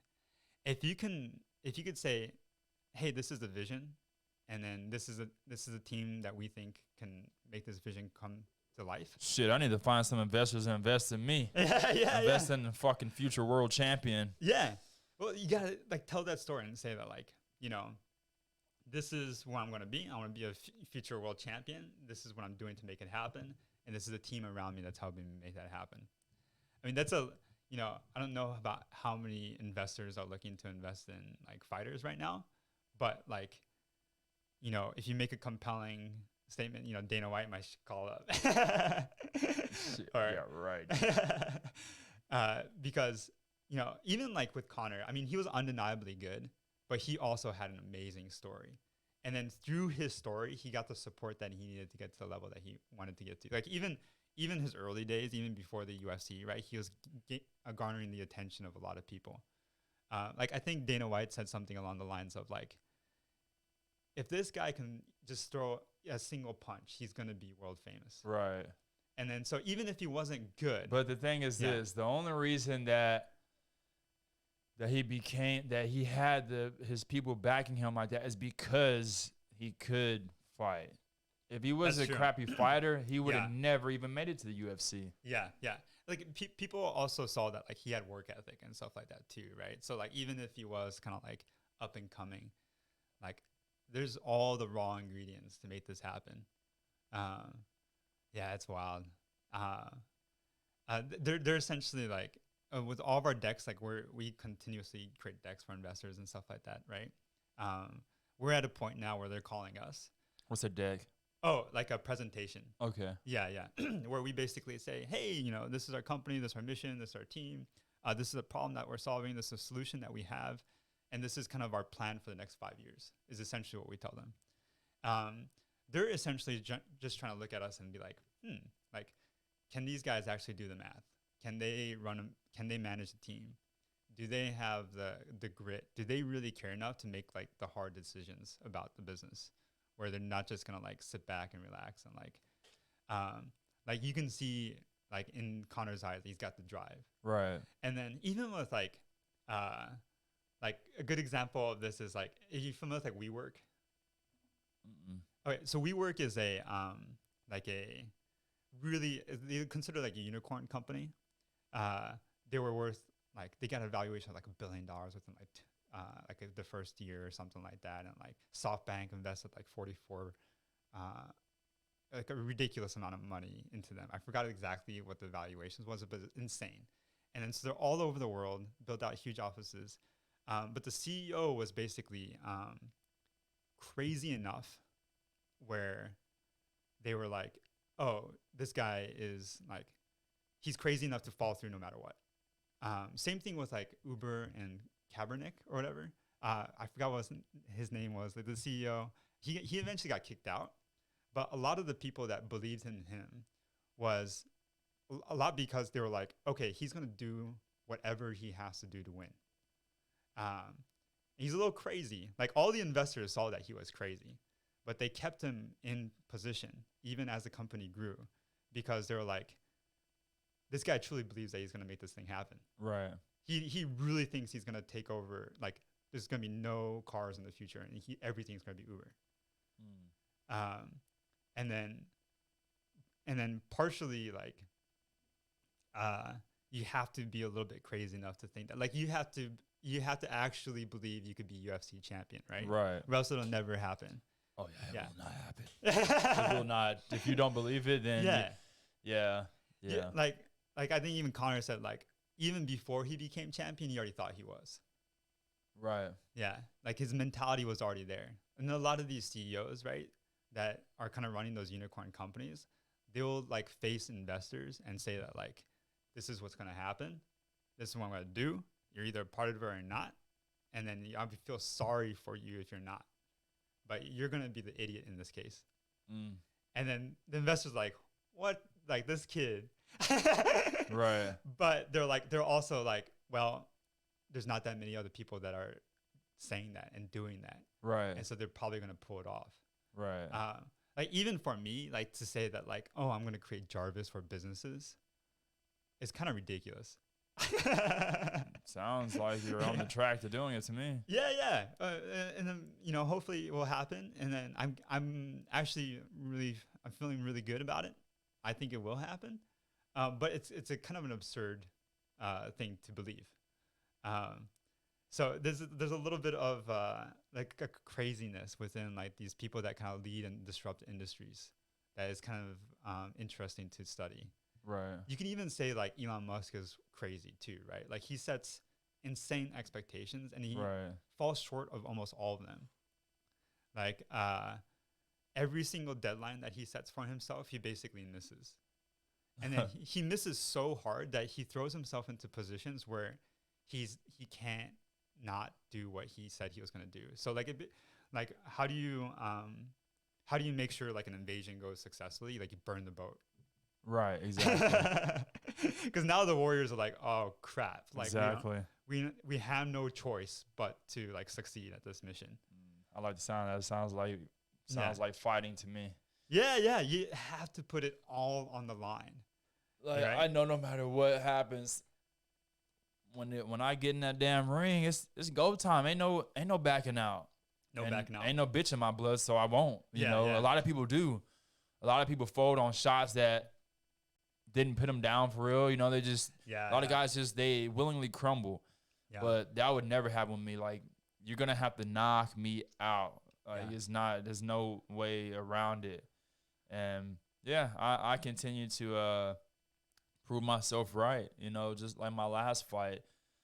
You know, that young man had about twice as many fights as me, and you know he's ranked at the top as far as I can tell because he was the Waco national kickboxing champion for like 3 years running, and you know he had a lot of fights and he's fought overseas, you know, several times, and you know he's a big deal. You know, even you know a lot of people online, you know. He had way more supporters than me, way more fans there than like way more. I had like 8 people there, and he probably had, I don't know, 25, 50 or more. Like he had a lot of people there. Yeah. Even some of the people I talked to in person, you know, you can always see the fear a person has like for you, or like they're if I was about to do a cliff dive, and like a lot of people have died doing it, you're gonna be standing there, and I'm like, look, I'm gonna dive, I'm gonna do a flip no one's ever done. You're gonna be like, Oh, you're not gonna. You can Yeah. see when a person's not For like sure, for sure. like is like 100% confident you're gonna win. Like when I was Yeah. talking to people about the fight and they knew about him, they knew his record. I could tell they didn't see that losing was not on the table for me. It was Yeah. on the table. Like you could lose this fight, Yeah. but for me, like it's not on the table. Like it's not gonna happen. Yeah. I can't see it happening. Yeah. Like a lot of people when they have a fight coming up in their head, They they're trying replay to themselves getting knocked out. yeah, like they see themselves getting knocked out. Yeah. But in my head, when I'm playing the fight, if I were it don't happen. Yeah. Or like when it does happen, if I see myself getting cracked, like I can't see myself getting knocked out. I can't see myself getting knocked down and not getting back up. I just can't see myself losing. How? This guy's same weight as me. Yeah. We weighed in the same. Yeah. We're the same size. If not, I'm big. I'm taller. You know, it's like, how can I let this guy beat me? Yeah. Yeah. He punches, he kicks. I punch and I kick. Yeah. And I'm smarter. You know, I always think that I'm smarter than my opponents because, well, for one, they're not as witty as me. For sure. When you see a witty fighter, It's dangerous. like when they talk witty, they take that the shows glasses off. that shows that in their mind, Yeah. like they can come up with things quick. Like their mind works quickly. Yeah. You know, okay, it's just like this. All right, if I can sit here and start roasting you, Yeah. like what am I doing? I'm looking at you and seeing all the flaws or I'm You're playing seeing chess. things. Yeah. Okay, so in a fight you have to see things. Yeah. It's all about I see something, I see an opening, or if I don't see if there is no open, if I don't see one, Yeah. I have to create one. For sure. So for sure. even though you might not have a big nose, Yeah. I can make you and everyone else in the room think your nose is big if I Yeah. just roast you the right way. Yeah. You know, so it's like, so it's just. And it caught me off guard. I'd be like, what? I've never Fighting- heard that shit. So, fighting is a thinking man's game. It's Yeah. all about, thinking. And with my opponents, I just, like the last guy I fought, it just didn't seem to be as critical, as much of a critical thinker as Yeah. me. He just didn't. I didn't even at the press conference when there is, they asked him. They said, "Have you seen Willie's fights? What do you think about him?" He said, "Well, he has really good movement, really good footwork, and we plan to use the try to cut him off, using the ring." And I'm just like, well, you just gave away exactly what we're gonna do, and then you're not gonna be able to do that. Like, but I didn't hear him say anything else. Like, interesting. like Yeah. when you ask me what I'm gonna do to my opponent, well, first I'm gonna tell you I'm gonna do whatever the hell I want with him, Yeah. and I'm gonna find a way to beat him. I don't care if I have to move forwards, backwards, side to side, up, down. Like, Yeah. I'm gonna find a way to beat him, and I train to be able to beat my opponent, no matter what happens. If Yeah. we're up, if it's close quarters, if it's long, long range, like. And I knew that the guy I was fighting couldn't fight like me. You can't. Yeah. He couldn't mix it up like me. That's why he kept doing the same thing, and he was losing. Yeah. Well, know? it's a good like I don't know, metaphor for life almost, where it's like improv. Right. Yeah. Right? Yeah. It's like if you show up, you're reading sheet music. Well, it's a tango, it's a dance. You have to be able to respond to me. So if you come with like some sort of like set game plan and then things change, Right. by the way, it changes every single time, right? Like there's no such thing. Like you can't read a book and be like, oh yeah, I'm just gonna follow these rules and I'm gonna create a business, or I'm gonna read Bruce Lee's book and I'm gonna be able to fight like him. I'm just gonna follow step by step. No, you gotta be able to improv and respond extremely quickly. And those people that can have a really fast respawn loop and say that like, oh, in the speed of something happening, like I know the response, and then I know I have a playbook to address that response, and I can execute on it quickly. Right. Pop, pop, pop, pop, pop. Yeah, you gotta be first, huh? You gotta be quick. You gotta be first. That's for sure. Well, Yeah. I mean, yeah, in fighting, you can be first, or you got before, during, and after. I can hit you before you even try to hit me. Yeah. Or I can wait for you to swing at the same time, move out of the way of your shot and hit you. Or I can let you swing, move, and then when you bring it back, I come forward. So, there's 3 different times to hit a person. That's before they swing, while they're swinging, or after they swing. Yeah.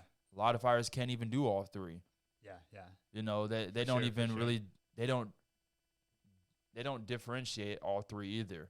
Yeah. They're either a counter, like this guy's a counter striker. Yeah. They just sit back and wait. Yeah. Or this guy, like me, I do all 3, just like my last fight, I was doing all 3. And I mean, a lot of guys, they try to do all 3, but they're just not that good at it. Yeah. But it takes work, And then I guess like that's where probably like a lot of the confidence comes from, is like if you do the work, if you practice. That's where my confidence comes from. Yeah. And then the other person probably didn't do the work, because you can see evidence of it. Because moments when like you haven't done the work and how you feel and how you act, right? Same thing for me. Like whenever I have like a good presentation or something like that, it's like I'm just prepped. Like if you're like what is it they say, like chance favors the prepared or something like that. So it's I forgot that saying. But basically it's saying that, luck goes to the one that's prepared. Yeah. Okay. Yeah. And then so it makes sense. Yeah. In that case, it's not really luck. Yeah. It's not really luck ever, Right. Yeah. Everything's kind of predetermined in a certain way. Like if someone does have better nutrition, if someone does, even with work and stuff like that, I think it's true too. Like if someone has more energy to put towards something, like it'll bypass most genetics and stuff like that. Yeah, hard work beats talent when talent fails to work hard. Yeah. And it's crazy. Like a lot of people would tell me like, "Oh, you're so talented or whatever." For like art, not fighting. Yeah, I don't really hear that with fighting, but with art and different things like that. And then I'll be like, well, every weekend when kids were playing, when they were 12 years old, I was spending all weekend at the museum drawing and painting. Like I went to a school and I was spending like 7 to 8 hours drawing and painting. Wow. When kids were just like hanging out and like doing whatever. Yeah, I'm gonna kick ass. Yeah. And then it's definitely not like necessarily like talent. This is like cultivated over like years and years, and like 10,000 hours, like the outliers concept, where you have to put in 10,000 hours to reach mastery in something.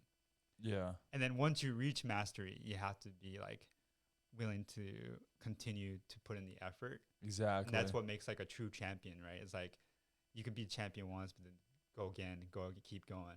Like win a fight, but then keep winning fights. And then not falling into the idea of like, oh, because I made it once, I'm going to continue to make it.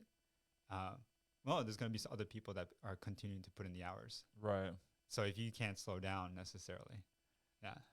Yeah, you have to constantly get better. I mean, if you're not growing, then you just, you're going to end up being second place. Yep. Then you got to surround yourself with other winners too. It's tricky. You have to continue to grow. Even with our company, like we say that our leadership, our company is growing at 3x a year. Our leadership better be exceeding that. And if they don't exceed it, they're out. Right. It's just the way it works. Like, if the company is going to continue to grow, the leadership, everyone looks up to leadership. Right. Yeah. And we got to kind of continue to play that game internally. Yeah.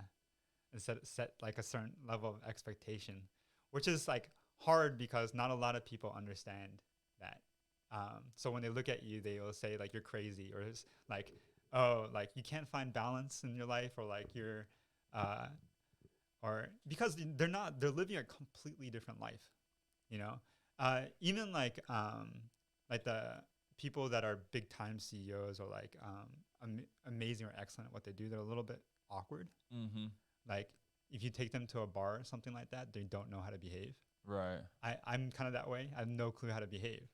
Cause like I'm not spending any, like the last time I was in a bar, I can't remember, It's probably at a conference where I was like trying to network or something like that. You've been in a bar trying to talk to someone about business. You want to step outside, man? It's so fucking loud in here. Yeah, exactly. It's completely impossible. I Yeah. hate it, and I'm like super awkward in those like social environments. Like even like I'm kind of socially awkward almost anywhere outside of business. It's like you take a couple drinks and you're trying to get loosened up, and then your brain's still trying to have like highly intelligent conversation with someone. You're like, okay, and then you take a couple more drinks. Yeah. Because like you're there to just like not like kind of turn your brain off in a way, but yeah, it's not my cup of tea either. I don't. Yeah, I'm not trying to turn off my brain. I got stuff to do. I got goals. I got and then those people always look weird to people that are not doing that. My woman, she's always trying to get me to go out with her. I'm like, and I try to tell her all the time, like, you don't understand. Only reason men go out is to get women. I already got you right here. So we're going to sit down and we're going to watch Netflix. You want to have some drinks? Pop them open. Like, I already got you. I don't need to go out there. Yeah. Like, I already got you. I don't. 100%, man. Unless we're celebrating something wide, like. Yeah, 100%. We're going to celebrate because it's Friday. Yeah. It was Saturday. It's Saturday. It's Friday. Like, I'm like, no. It's tricky for them to understand. Like, dude, I trained 10 times this week. I'm fucking sore. Like, I'm the same way. You want me to go dance? I can barely feel my legs. Yeah. Like, no. I'm sorry.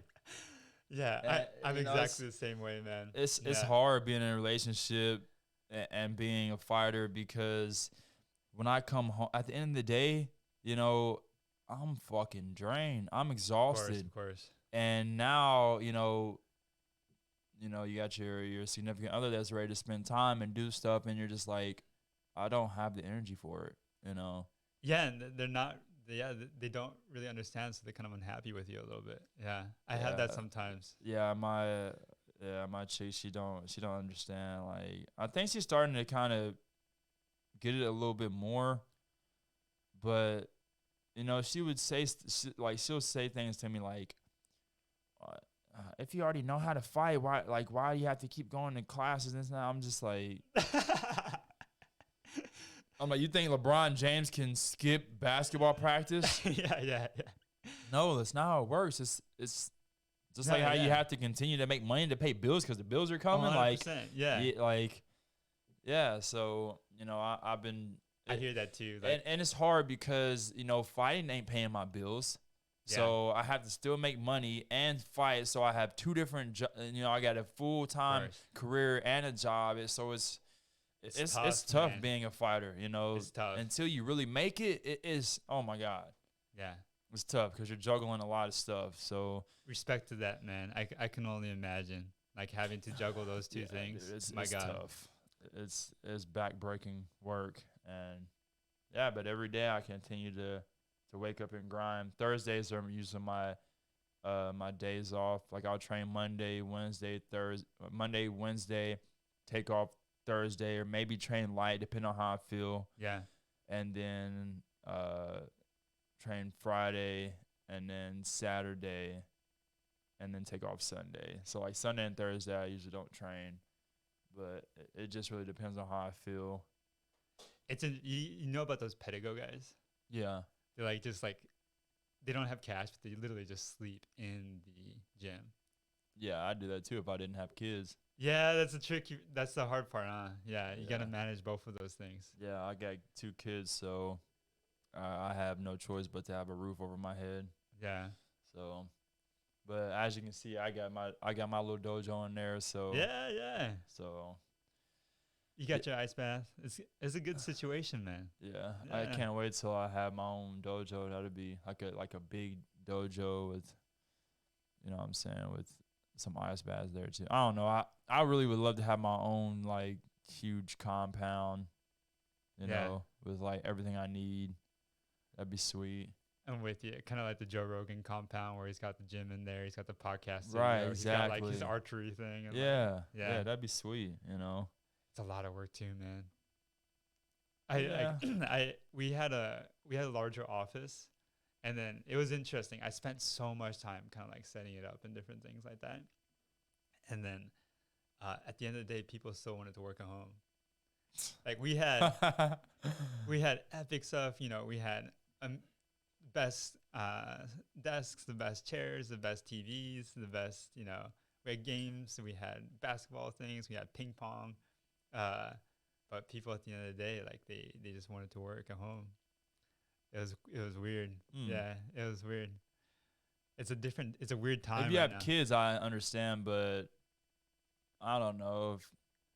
See, and also that's another thing. Like when I work, I always want to work with the team because, like, even when I'm training, training by myself is so fucking boring. That's I do brutal. it all the time. Yeah, Like, yeah, you know what I'm saying? I do it all the time. And then, you know, editing videos, working on, like I have to, like anything I do on the computer, basically, I always want someone sitting there with me, doing it with me. Like by myself, I'll just be doing something, and then all of a sudden I'm falling asleep. yeah, yeah. If I have someone with me, you know, we can talk, bounce ideas off of each other. It's a lot easier. Yeah, it definitely is. You know, even like the podcast, like if I don't have a guest, I don't want to just really sit here and just talk by myself. You know, we did one. The last one we did. Oh, you know what? I think maybe this is episode 7. This is episode 7 because we did that one. I didn't see it on the playlist. Shit. I bet. Well, it's episode 7, not 6. But yeah, we did one. We just talked back and forth, and you know that was cool. But yeah, it's kind of hard to get guests on, and then it's like, I mean, how many people do I want to fucking blow up every week to get on the podcast? You know. Yeah, yeah. and everyone's so busy too, you know, and then. It's not like I got to probably just scared, man. They're probably just scared. And that too, you know, people aren't used to talking on camera. You know, a lot of people are exposing themselves, super being vulnerable. Nervous on here. You know, even the first couple ones we did, I mean, I was fucking nervous. Me too, bro. Even though it's like, I mean, but the thing is, through years of fighting, I know that even when I get nervous, I don't care about getting nervous. I don't care. You know.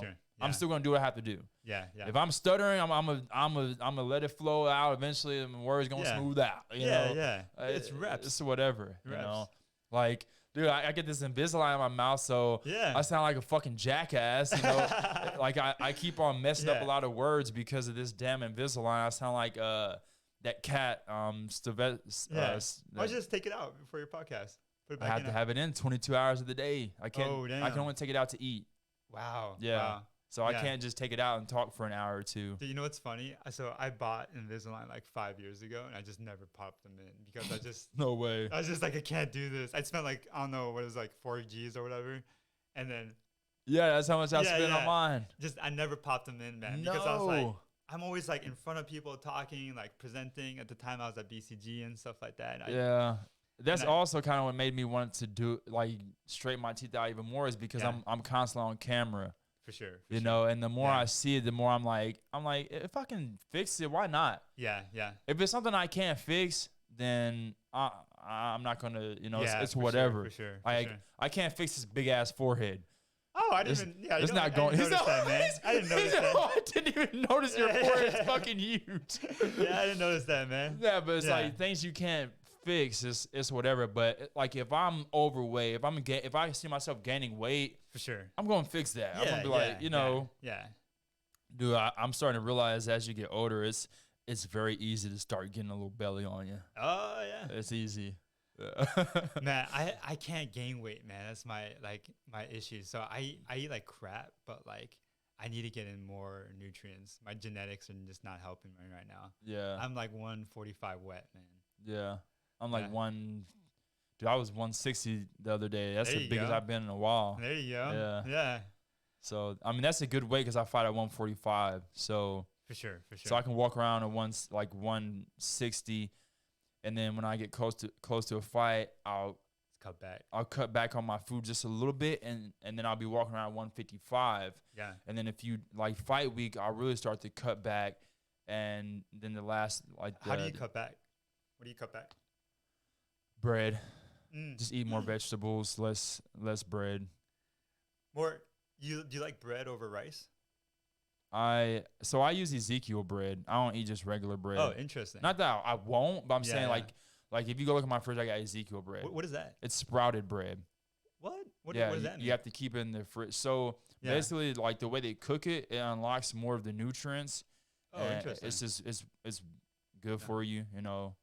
Yeah. And yeah, you have to keep it in the fridge. So when you go and buy the store, it'll be in like the freezer. It'll be frozen.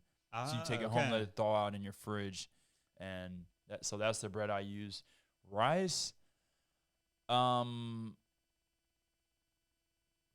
like I like rice, but I try not to eat it too much because it's kind of.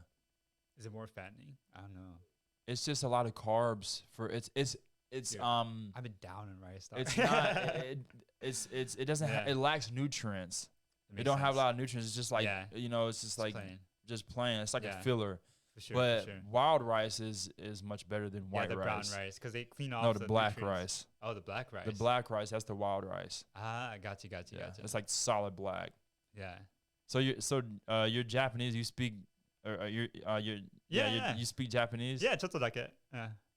12歳まで日本で住んでたから結構喋られる。Hi. はい。 I've been doing that Yeah. every day to my MMA instructor. He's Chinese. Oh, nice. He'll say something and I'll just go, hi. He's like, I'm Chinese, man, not Japanese. Yeah. I kept Yeah. for a while. I was saying, what was I saying? I was saying it he was like, what are you saying? I was saying, damn, I can't remember now. I was saying, arigato. Oh, arigato. Yeah, very Yeah. good. Thank you. Thank you. What's that mean? It means thank you. It means thank you? Yeah. Ah, nice. Yeah, it's a pretty good one. I thought that's what it meant. Yeah. I heard it in the Japanese film, so I started saying it. And my instructor, he's like, "What are you saying?" he speaks Mandarin. He's like, "What are you saying?" I'm like, "I don't know. You tell me. You're the one that speaks some languages." Yeah. Have you heard him speak a lot of Mandarin? Yes. Did they? When he answers the phone, talks to his mother. Oh, Yeah. dude, it's crazy. Yeah. Did they Sounds so badass. They have a word that sounds a lot like the N word. Have you heard it? Yes, they'd be like, and the same with the Thai, the Portuguese, they'll be like, I'm like, what? I'm like, I swear this dude's saying nigga. Like, he keeps saying it. Like, Yeah, I had a roommate. I was like, what are you saying? and I asked him, he's like, what are you talking about? Like, he Yeah. don't hear it. I'm like, it sounds like you're saying nigga. Like, you keep Yeah. saying nigga. I'm like, Yeah, it's like I'm for like, them. what are you saying? Every time they say they say that. Yeah, it's pretty funny. It cracks me up. But I noticed that when I watch the Thai fights, Yeah. when I watch Thai boxing, they'll be saying that. They'll be like, I'm like, what? I wish I knew what they were saying, but yeah, it's pretty funny. Oh my god, that cracked me up the first time I heard about it. Yeah. I heard him talk on his my friend was talking to his mom too, like my old roommate in Los Angeles. I was like, what is going on? How do you guys not get punched in the street? Right. That's fun, man. Yeah, I was in Japan till I was like 12 years old. I did like judo and karate there. It's kind of What? Yeah. Dude, they go hard over there. Yeah. Yeah, like if you like we would have to like in our warm-ups, we'd have to like handstand walks. Dang. That's why I could do handstand walks now. Nice. It's like I had to do it. And then like if you fall, like and if you're a higher belt, you could come over to the guy that fall and you can just kick him. Nice. Yeah. Or like if you had to do the same too when you were warming up, you had to like jump over the person in front of you and you Do have the to ninja rolls. keep going, right? You keep Yeah. jumping. And then if you like slack off or you don't go all the way down and touch the floor and stuff like that, like an older student will come by and just like kick you down. Dang. Yeah, like super harsh. Or they'll say like, all right, now you get 50 throws. And they'll just throw you over and over 50 times. Each superior student come by, do it 10 times. Yeah. Dang. But there's some crazy stuff. Have you seen where in jiu-jitsu, when you get a belt up, they slash you or they whip you? Yeah. Yeah. Oh my God, man. Dude, if you do it with your shirt off, that shit hurts. Oh my God. So that happened to me. I didn't think it was going to hurt that bad. Oh, yeah. And then took my shirt off, everything, right? Because if you don't take your shirt off, you're the dojo bitch. For real? Yeah. So I took it off, and people are like dipping it in water in the bathroom. No. Oh, dude, it leaves some whelps on you.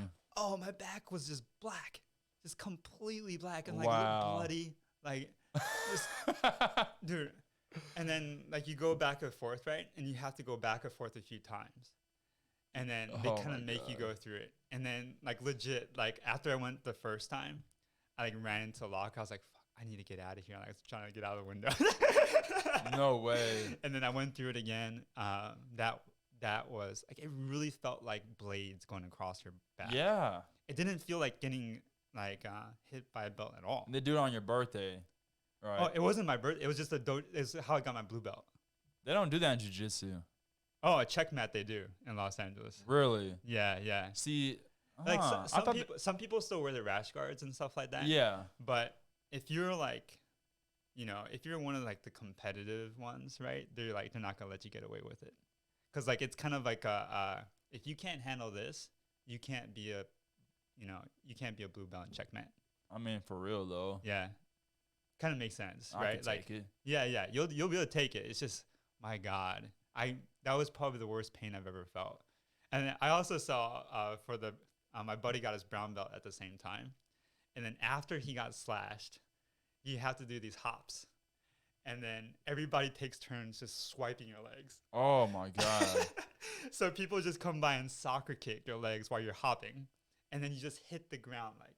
Right. I thought you were gonna get a concussion doing that stuff. Oh, and then you also have to keep your hands on your belt, and then so you can't like post with your hand. You're just bam. Wow. That's funny. Yeah.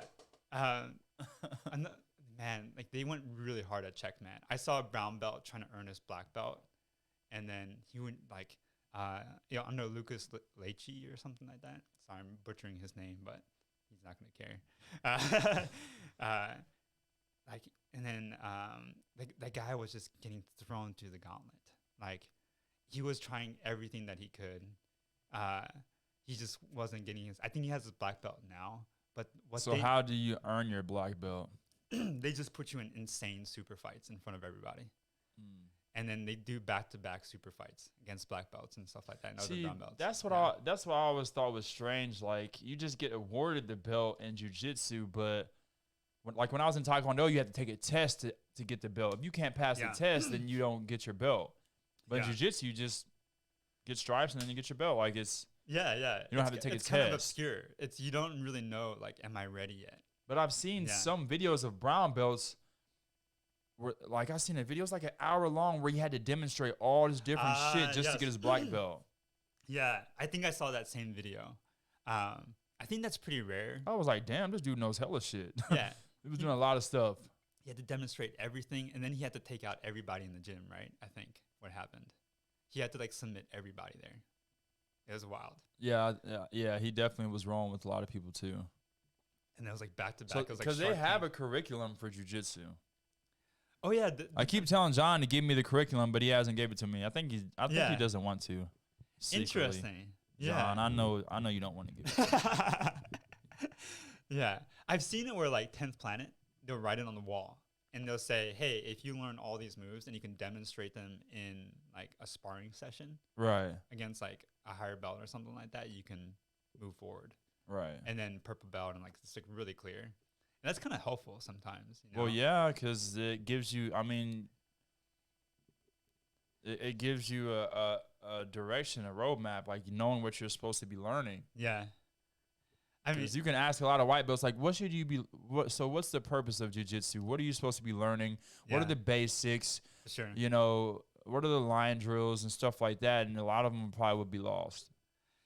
You know, for me, I use Keenan Cornelius's curriculum on his website. He's got like an encyclopedia thing. And then he's got like white belt, you have to do this. And then blue belt, you have to do this. And he's got gi and no gi. Okay. And then that's how I kind of moved up to blue belt. Was like, I just learned everything. I got really good at it. But like, he does a really good job of basically saying, like, even as a white belt, you have a good game. You have a good foundational game. And then as a blue belt, they get a lot more advanced, like omoplatas and like berimbolos and stuff like that. And then it kept on going up. And then eventually, like for me to be competitive though, at all, I had to do the lapel encyclopedia because no one was playing that game. And then it was so new.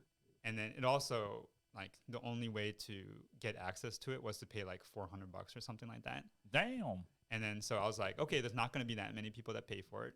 And then there's not that many people that are going to like study all those weird moves. But now I forgot everything, man. Because it's you don't use it, you lose it. it's so intricate. Like the problem with the lapel game is that unless you learn all of it, you'll fall into positions where you're just stuck. Right. And then, but there is a move for every single one of those positions. But if you don't know all of it, like it's basically useless. So like, I found myself like on Tuesday, like I got into the worm guard, but then like, the guy posted his leg up, and I was like, I forgot what happens here. But I had to rotate the other way, go into squid guard in that situation and stuff like that, and I just forgot it. And if you can't like, force people into those weird, awkward positions over and over again, you're just getting crushed, and that's what's happening to me right now. So I'm gonna refresh, man. I'm gonna refresh, get back in it. Yeah, I try to keep it like top game. I try not to go on my back too much, and everything I do is focused around like MMA. Yeah. I don't want to be get caught up doing too much stuff, even though I know I won't progress the same in gi jiu-jitsu, you know, but I have to focus on not getting my face smashed in. Oh, for sure. In MMA fight and stuff like that. I have to look at what's practical for MMA. Have you seen combat jiu-jitsu? Yes, I have. Yeah. I've seen some people getting the shit smacked out of them. Dude, and I'm like, dude, move out of that position. He's just sitting there. Well, bam. I'm like okay. I'm like, how's he not knocked out? And they do palm strikes, dude. Yeah. Yeah. Against the ground. Sick with it. Yeah. Might as well just do MMA then. Yeah, at that point, like, just, I guess you don't have to wear gloves. I would love to do some combat jiu-jitsu matches. That's just awesome. Yeah, it's entertaining, like. It's more practical too. Really practical. Like some of those moves that people are doing just would not fly. Right. At all. And the positions that you sit in, like you couldn't just stay there. Yeah. You're not just gonna hold certain positions and like wait the guy out if he can strike you in the face. It's wild. Yeah. Even like close guard and stuff like that, you're not gonna do half the things if you know that the guy can strike out of it. Right. Yeah. It's interesting, man. It's fascinating stuff. Yes. I kind of want to see it live. So how many tournaments have you done? I've only done 2 IBJJF. I've done like 2 like in-house tournaments at Checkmat and Paragon and stuff like that. Those are more fun, honestly, because it's just like Paragon and Checkmat. You have like 4 dojos around, and then the head guy from Paragon comes in to judge it, and the head guy from Checkmat comes in. No one's really trying to rip your head off. Right. So you don't have to worry about getting hurt as much. I mean, yeah, that can be annoying. Checkmat, they went pretty hard. But, there's still like a level of respect. They're like, there's some competitors, and like if you go to IBJJF and stuff like that, there was one point where I was watching like 6 matches, right? 4 people break their knees, same time. Damn! No way. 4 knee bars just at the same time. I was just like, oh my God. Wow. And then because people are going all in on their submissions. Because people are getting so good at like, hitchhiking out of arm bars and stuff like that, unless you pop them quick. Yeah.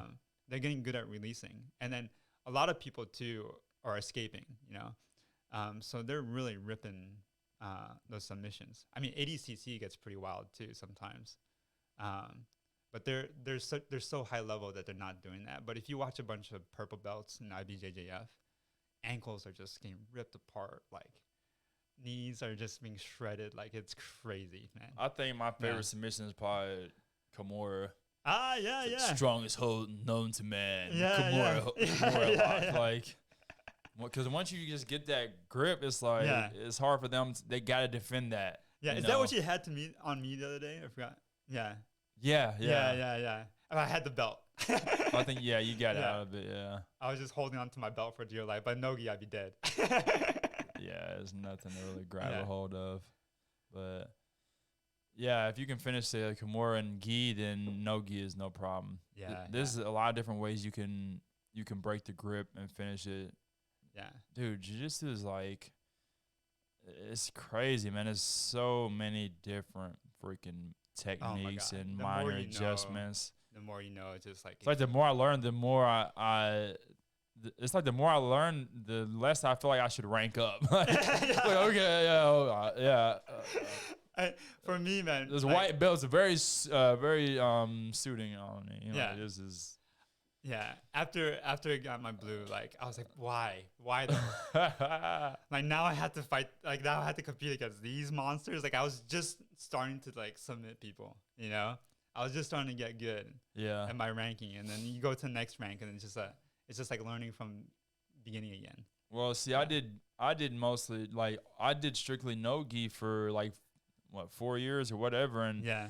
and then I started going to John's, and dude, I was just getting murderized. Like everyone's just wrapping me up with my gi. I'm like, fucking. Dude, John's got some killers. I'm like, too, I man. hate this fucking gi, man. I do not want to wear this thing.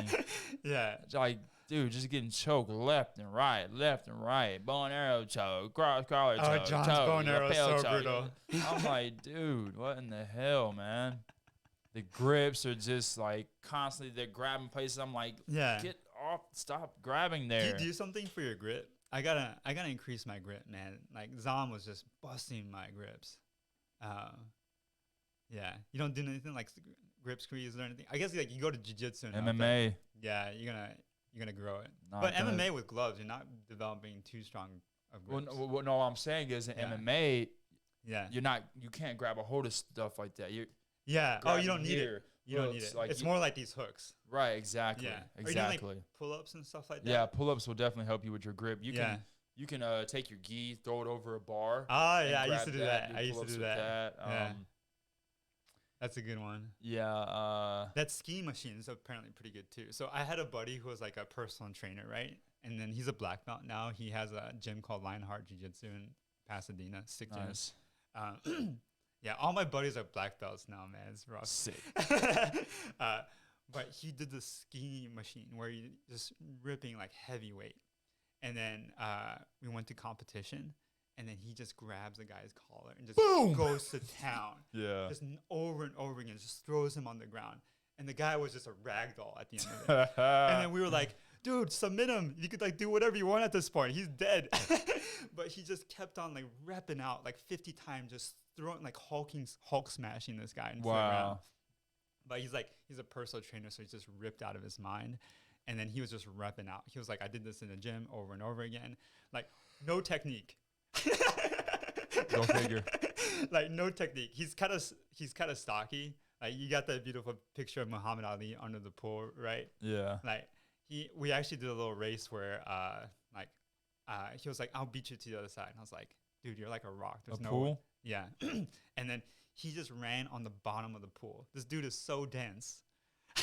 Wow. He don't need no weights to weigh him down.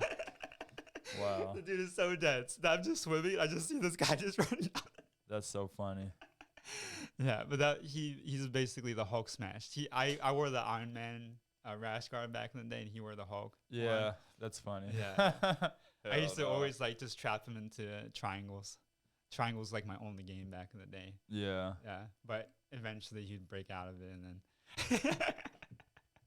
Yeah, I almost got Keith in the triangle the other day, but he got out after a couple minutes. I was holding people on are for good dear at getting life. out of triangles now. They rotate real fast. They throw their leg over. Posture up. Yeah. Yeah. Especially the strong guys. Yeah, you have to basically be at equal weight of some sort. Yeah, unless like they don't know how to escape. If they don't know It's how like to you got to escape, catch it clean and fast. Like you got to snap it in. bring their head down real quick. Right. And I'll try going over the knees and doing like the TP choke and stuff like that Yeah, too. yeah. Which I used to never do those, and now it seems like every time I get in a triangle, I'll go for that. Yeah, I used to be much better at like threatening the armbar immediately afterwards too. Right. And then, but I gotta work on those transitions again. Yeah. Yeah, really elevating the that shoulder, getting the shoulder into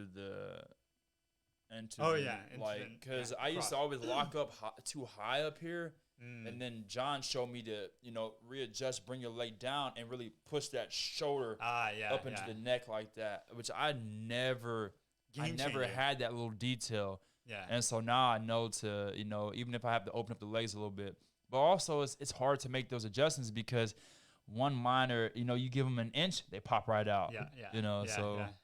Dude, John's triangle, man, when he puts that leg over your back, he just hooks down. yeah. Oh, in there, man. It's like the damn roller coaster thing. You're not fucking going nowhere. I was like, okay, your triangle's different. I need to learn this because, like, every time I always had bruises on my shins because I just wasn't locking it in right. I wasn't using the pressure properly. I wasn't pushing through. Yeah. Well, one thing Keith had taught me was the first thing you want to do is break their posture down. So he showed me you can take the leg and put it directly down the spine. Yeah. And pull them down, and then make your adjustment and hook underneath behind the kneecap or whatever. I was relying even on my chokes. Like I used to rely so much on my arms. I'll be like trying to choke people out with my arms. Right. And instead of like pulling their body away with my legs, and that was a game changer for me. I don't know why. For like 4 years, I was trying to choke people. I was like, this doesn't work. It's like you really have to know all the physics behind it. Like a guillotine, a lot of people, like for example, me, I used to just grab and pull back, but not realizing I'm only cutting off this way, but I can cut off both ways, all four directions by crunching it in as well. So yeah, I just always feel so bad trying to guillotine, so I never do them. I'll do them. Yeah, I love getting them. I feel like I like to get my arm in here. Yeah, take my fist and put my palm on my fist and push it up like that. Oh man, I remember. I think the first time we did no-gi together, I was like, you just popping beautiful guillotines. Yeah, they were perfect. Yeah. You was just wore out. it was easy because you were wore out. Yeah, I even like my stamina right now is. I was like, should I go? So I was bad. like, should I slow it down? I'm like, nah. Yeah, it was good. I just won't use all my strength, but I'll keep things fast without it was fun, muscle man. and everything. I loved it. Like we moved into different positions really quick and stuff like that. I mean, I was getting dominated, but like, it was definitely don't come into Carpe out of shape, man, because. Yeah, most of the guys in there are gonna fucking ragdoll you like. I'm sweating in warm-ups, man. For real. Same here. Yeah, it's crazy how everybody there, even guys that just join and pretty much kill us, like their wrestling background or something. Yeah. Yeah. Nikolai, he's pretty good at wrestling. Nikolai, he's actually in the Codify area too. He's like a startup guy as well. I don't know if he's a coder or not or something like that, but he's in that area. Yeah. So what exactly is Codify? Oh, you should come check it out, man. What do they do there? Yeah, so essentially, it's like co-working space. So if you want to like rent out and like you want a place where you can get free coffee, beer, and like that food, and like you don't have to worry about fruit and oatmeal and stuff like that. And you just need some place to work. And you need a desk. They have like standing desks, nice chairs, really good facilities, fast internet, 1,000 megs down. And then you have like, essentially you have bigger startups. So they have like 3 floors. They have big companies there that kind of take up like really large spaces. And you have like 10, 12 people in there. You have smaller offices. You have people that. So it's just offices that rent rent for like an hour or 2 or their blocks. Or you can get like a member. It's like more membership based. Oh, okay. Yeah. And then you can get like really cheap ones where you just like you can walk in there and like hang out in the co-working space and use their internet and like get coffee and different things like that. But it's like a good way for people to kind of connect and network. Okay. Yeah.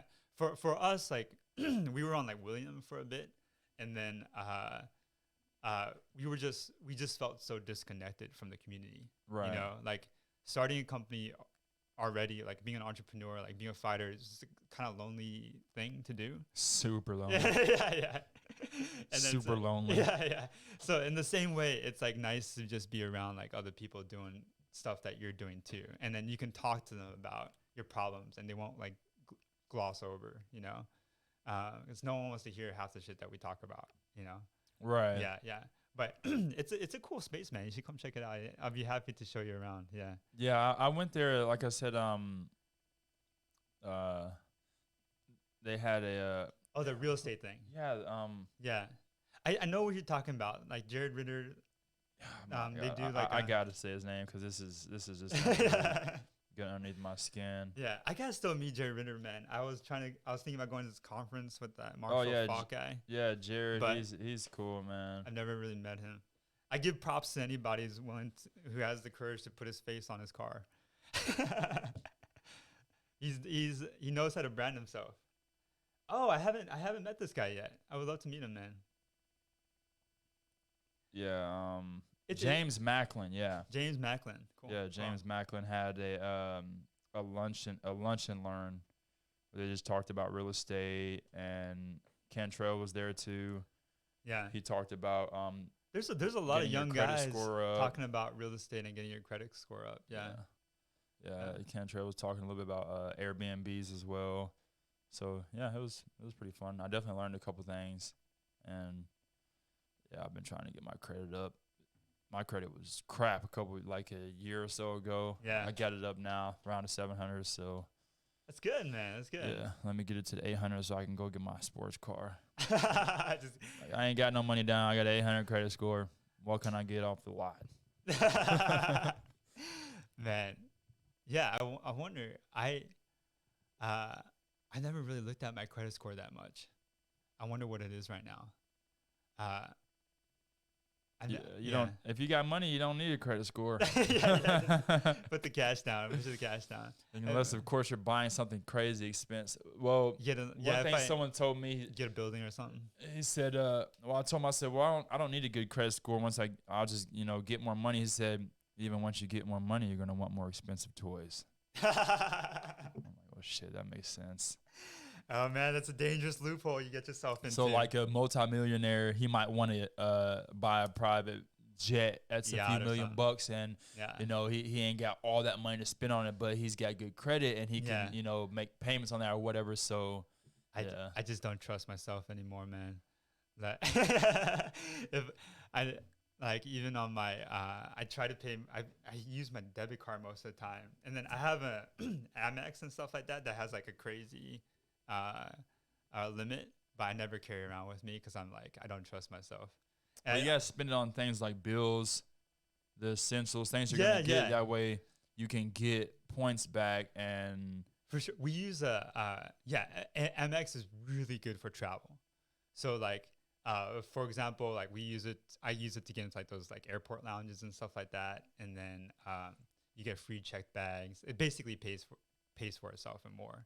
Like it's $500 a year, but like if you rent a car, you get free insurance and stuff like that. There's like a bunch of little perks. Right. And then for our startup, we have Brex. So Brex is like designed for like entrepreneur startups and stuff like that. It gives you a ton of points back. And then, but also like certain equipment like you got here and stuff like that, you get like free tax on or different things like that. There's quite a few benefits. Right. A lot of like business people start to use it too. You can even like get prepaid Visa cards and stuff like that with your points. It's interesting how that works. Yeah.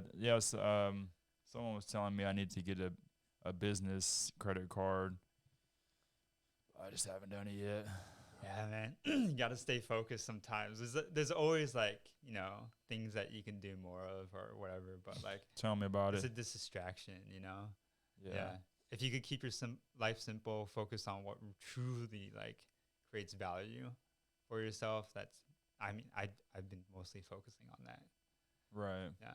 Same here. Otherwise I get myself into trouble, man. I go too deep. I got like really deep into crypto for a bit. Oh, and then it went down a drain crypto's been down. Oh, really? Man, so I was in. He's like, oh, really? I haven't checked. Yeah. So I'm curious what it is right now. A lot of cryptos went down. Yeah. A lot. Yeah. Essentially, I went in quite early. Like I was lucky enough where I had some friends that kind of like put me onto it. And then so I put all my money in Ethereum. And then, but like at the time it was like $100. I'm not even sure what it is right now. I know at one point it went up to like 4Gs. And then my guess is that if I like the trends kind of go the same way, I'm guessing it's probably at 2Gs right now. Around Christmas time, it's going to float back up to like 3,500 4Gs.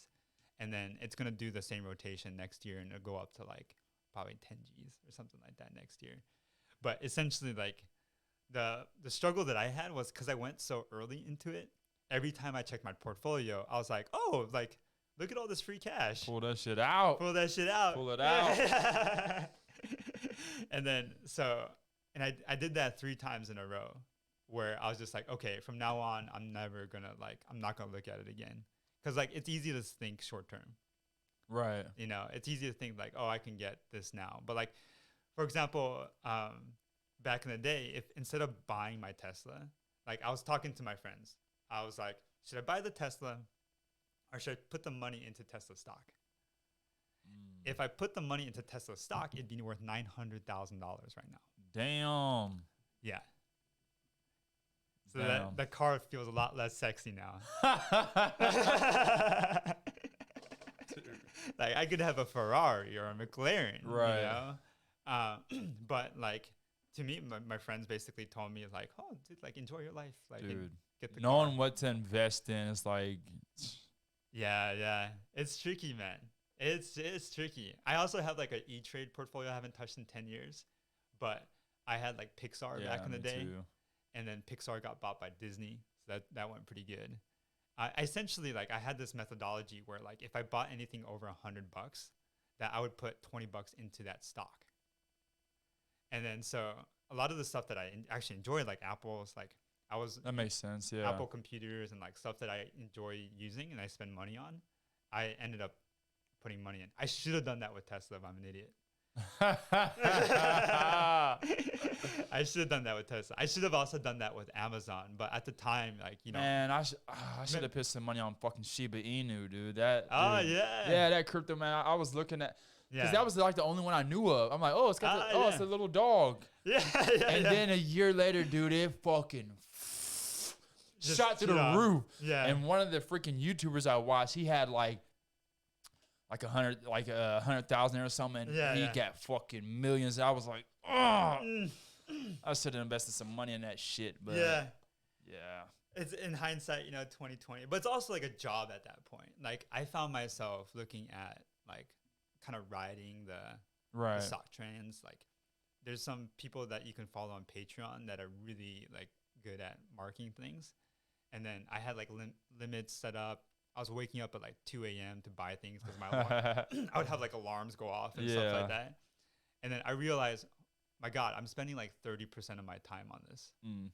And that if I spent the same amount of time just like earning, like if my hourly rate, like and investing that instead of like monitoring it, like micromanaging it, I'd be making more money.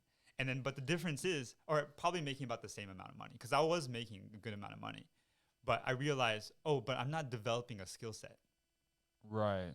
So like long term, like if I did my normal job, like I'd be making that money and I'd be making the skill set. So it seems like free money at first, but it's never free. See, like you're playing the market, you're gambling. Yeah. honestly, when I think about like making money and becoming financially successful, a lot of times I think, you know what, maybe I should do something else, because even though fighting is going to pay off, eventually,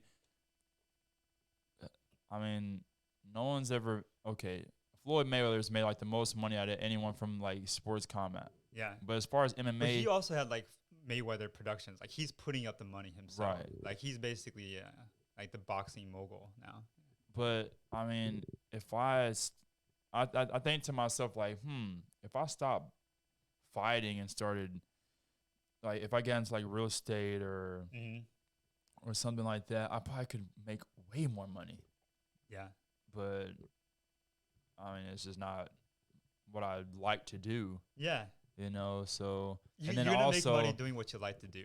Yeah. right, and also I've already invested like 7 years into this, so ain't no way in hell I'm gonna invest all that time into a skill and then not make no money off of it. Like, that'd be dumb. Double down. Yeah. Right. Just go like commit to something. Like a lot of people that end up not making any money just haven't committed like long term enough. Right. Like for me, like my kind of like mission statement of the company was actually something that I came up with when I was 16. I just haven't changed it. What's that?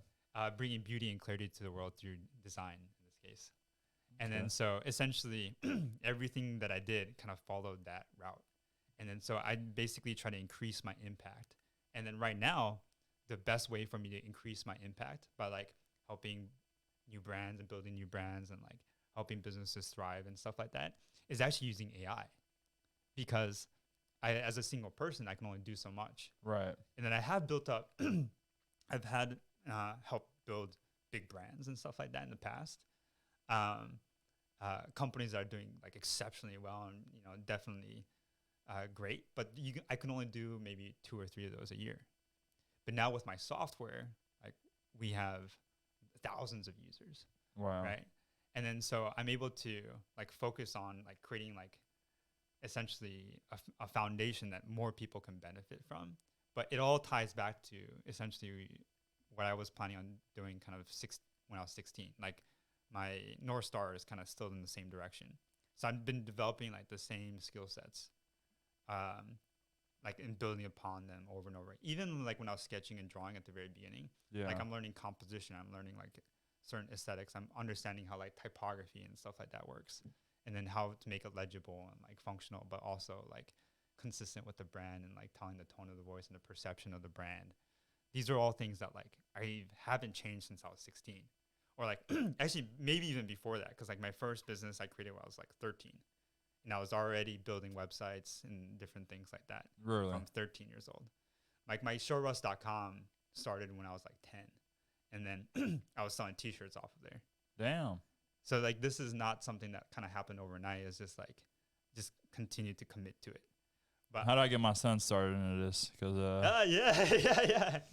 all he does is sit around and play video games. I'm trying to put his ass to work.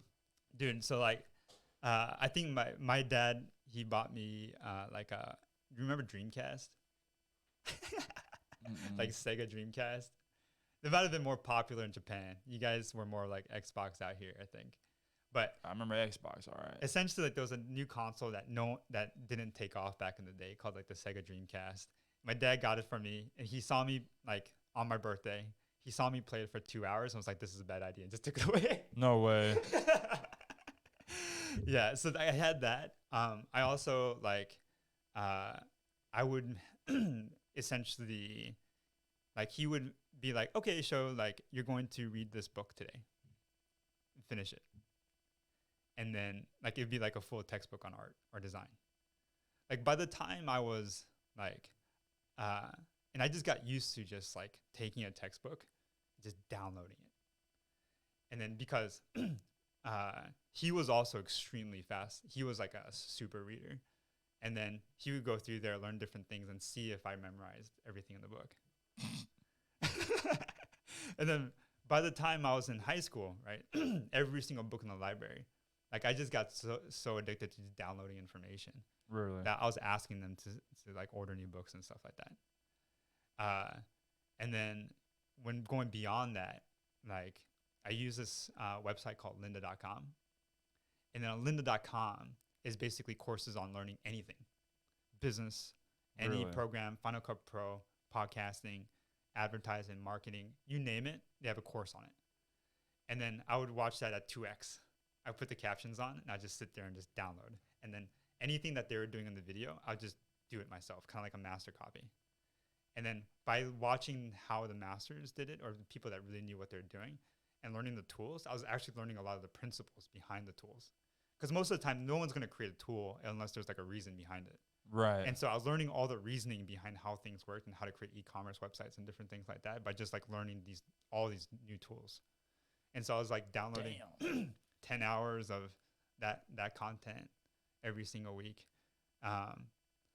It probably helped that like I was kind of an outsider too. Like I moved from Japan right to the US. So like kind of different, like Yeah. And so I had more time to do some of that stuff. And then also I got like, it was the first time I started getting like a really strong reward system through it too. Like I was suddenly getting like a lot of attention. I was getting awards. I was getting like opportunities I wasn't having before. Like people were really, really responding well to the fact that, I mean, it was at one point like people didn't believe I did most of the work Right. until they started seeing me seeing videos of me actually doing the work, and then like I didn't have to pay for boarding school, right? Because and then I got to go to like one of the coolest boarding schools in the world, Interlochen Arts Academy, and then same thing with Art Center too. Got scholarship to there too. Like I applied to 5 schools, got the top scholarship at each one, and then there were 5 schools that I even applied to that gave me scholarships. Wow. Yeah. And then this is all just from like kind of just doing art and stuff like that. And then is amazing amount of cash that came in too from all the awards. Just there's a lot of opportunity out there, and like people want to see kids that are like fully committed on something. So I just had like a really good loop of like, yes, I was working hard, but like I was getting so much benefit out of it, and like even like, you know, attention from girls. Just kidding. But yeah, a little bit, right? Like especially at an art school, if every single morning the announcements say, "Hey, Sho won another award," it does kind of help your game. Yeah, of course. Yeah, so I was just really well motivated to like do better and do good work, and that's what you should get your son to do, man. It's just like have him commit to something, and then make sure that he starts like reaping the rewards of it, and like so he's kind of incentivized to keep going. That's kind of what worked for me. Yeah. See, because I used to teach my son, like I taught him how to read, I taught him how to write, and I used to teach him, you know, everything that they were going to teach him in school before they taught him. But once he, you know, got up to around 4th grade, I just became more busy, you know, with my career. Of course. And then even like now, he's going into the 6th grade. Honestly, there's a lot of shit they're going to be teaching him that I don't remember. Yeah. You know, so I've just been trying to think, how can I, you know, keep him productive, and how can I find a way for him to make a career out of something that he loves. And like, he loves video games. So I'm like, well, if you really love them that much, maybe you should, you know, start learning how to create them. Yeah. And make your own video game. For sure. You know, something like that. You know, so I just been trying to figure out what can I do for him. See, he's gonna be, and then like he's gonna be 13 in like a year and a few months. I'm like, well, he could literally stream and make money. He could do something like that. Sure, you know, just playing video games. So yeah, you know, I'm just trying to think of ways that, you know, he can, because I want my son to excel in school and be an entrepreneur. I don't want him to ever have to, oh, it's time to start working at McDonald's or some shit like that. Yeah. You know, nor am I going to just pay for him to, you know what I'm saying? I'm never going to pay away for my kids. Yeah. Like, they got to do it themselves. Of course. It helps, So, man. Yeah. Like, even through college and stuff like that, I was like working freelance and stuff like that to pay rent. And it really did help me kind of develop discipline in terms of like earn my cash, and like also have respect for money too. Right. Yeah. So I think it'll be good, man. Video games is tricky. Like, like the streaming world is just, there's so many people in it right now. You almost want to find like a niche within a niche. Like find like, oh, he's focusing on indie games or something like that. Like something that most kids would not suffer through. I know that's weird, but like if you find the ones that like a lot of kids would just love doing, it's really highly competitive. But if there's a way that you can get him to talk about like the strategy behind it, or like how well, I think you got the technical behind like what guns do this or that, or like a Right. lot more detail oriented, where like there's a little bit of homework required than just playing the game. See, yeah, the way I see it, from my knowledge, when it comes to streaming, you have like, one is entertainment. Like me, when I stream, I'm not going to teach you how to play the game. I'm probably dying most of the 90% of the time. For sure. But I try to make it funny, you know. Yeah. So you have entertainment, and then you have tutorials where they teach you how to do stuff. For sure. And then you have other ones where it's more informative. Yeah. And you got the other one that's just competitive. Where's what? Then you could just be super sexy. I mean, that's everything I do is that. So I mean, that's really everything I do is that. So I actually had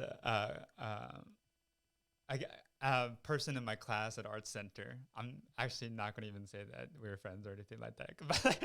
But I was same class, a lot of classes together, talk a lot. But she became a streamer, but she's one of the top streamers. In the Really? world. Is she Yeah. hot? Now she's doing like more like OnlyFans type stuff. Oh, really? Yeah, but she was like big time into streaming. Like it was just basically her and one other streamer that was just like breaking the internet. Wow. And then all the news that you heard about, like she was on Reddit like tons of times and stuff. That's how I found out about it. It wasn't like I was trying to keep up with her or anything like that. It was because, and then everybody, she used to hit on me in like school. And then everyone would get like mad at me. I didn't know why. Really? Yeah, I was jealous. Yeah. No way. No, I think it was because like they knew that she was kind of like kind of a different, if I was into her, it was for the wrong reasons. Oh. Yeah. But I didn't know that because like I only really knew her through like a few classes I had with her or whatever. And then, but apparently she had like a reputation that I didn't know about. But like I stayed away from her just because of people would look at me funny whenever I was walking with her. Huh. Yeah. Man, they're just hating. Yeah, they probably just hate him, but Come I don't know. on, man. Yeah. You know how people are. They just be hating. Yeah. I swear. Yeah. But yeah, it's interesting, man. Like she's making a killing, But I guess that you have to play the sexy card there, and then there probably comes with, like one of the things I have a struggle with some of the streaming stuff is I don't know how healthy of a lifestyle it is, because you have to put in hours and hours and like 5-6 hours, right? Dude, sitting in front of that screen. And then your reward system is just being bombarded, right? Like even if I play Call of Duty or something like that, I had to pull back because my reward system was just getting skewed. Because like I was like, it's really satisfying to like jump out of a plane and like do a 360 headshot with a Car 98 or something. Right. And then like how often are you going to get that type of reward system in real life? Crack. Right? It can't be no worse than crack. Yeah, you can take some crack. But yeah, I mean, like it's like the digital, it's like a synthetic version of crack almost. Right. So you have to figure out ways to how to like balance that out. Like you do a lot of jujitsu and stuff like that, right? So even if you play a lot of games, like there's a lot of other things that are kind of like keeping you in balance. But you see a lot of streamers just start to fall apart, and like they fall into depressions, and they're not lasting long because they don't have that like balance. They probably just don't have. Yeah, they don't balance. They either don't have that base, that root of healthy habits, or they did and then they just kind of just fell apart. It just fell. Yeah, just kind of trickled away from it. Yeah. Like I tell my son I try to tell him all the time, you should be working out every day, and he don't listen. If I go up there right now, I'm like, let's go work out. He's gonna come and he's gonna push just as hard as me, and he won't stop until I say he's done. Yeah. But yeah, if he has it his way, he'll wake up, start that damn game, and be on it all day long. But I'm like, hell, I mean, that's cool if that's what you like doing. When I was a kid, I loved video games, and and when he turns 13, if he can start streaming and make some money doing it, then by all means. Yeah. You know? For sure. Like, that's a tough path, Like, it sound very tough if you're just playing fucking games. As long as you're making money.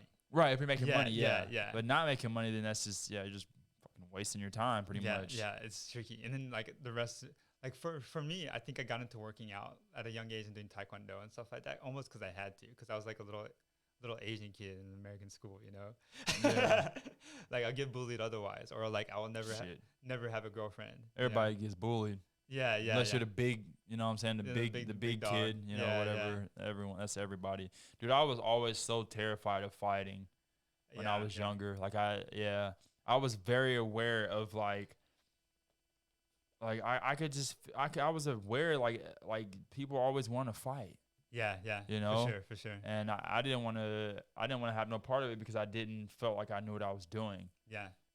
So, and then I didn't have my father in my life, so no one was really teaching me how to be a man. And stuff. Yeah. It's just around my mother, so.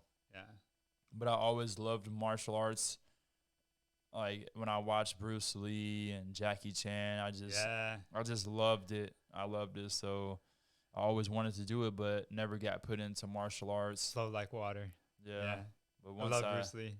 once I turned like 20 to 21, I'm like, damn, what am I gonna do with my life? Because I wasn't doing nothing until then, just working in factories and shit. It was just depressing. Yeah. Every job I had was so depressing. Like it sucked. Yeah. It sucked big time. And you almost kind of need that like incentive, right? Like, even before like I got really good at art and stuff like that, and really positioned myself, I got into like a lot of trouble. At one point, I got kicked out of a school. oh, I got kicked out of schools too. Yeah, and A couple times. At that point, I was like, oh shit, like I really have to get my act together, or else like I might not have like a life. Right. Yeah, and I wonder if like people need those every once in a while. Those little moments that kind of trigger like motivation and ambition. And if you don't have that, if your life is too easy, that I just say it's gonna make you or it's gonna break you. Yeah. You know, because when I was 19, you know, so I had my son when I was 16. So Wow. yeah. Wow. So I already started. My God. So I already done made life fucking way harder than it need to be. Dude, I was still a virgin at 16. Dude, I made my life hard from the jump. Like 16, had a kid, started working when I was like 16. Yeah.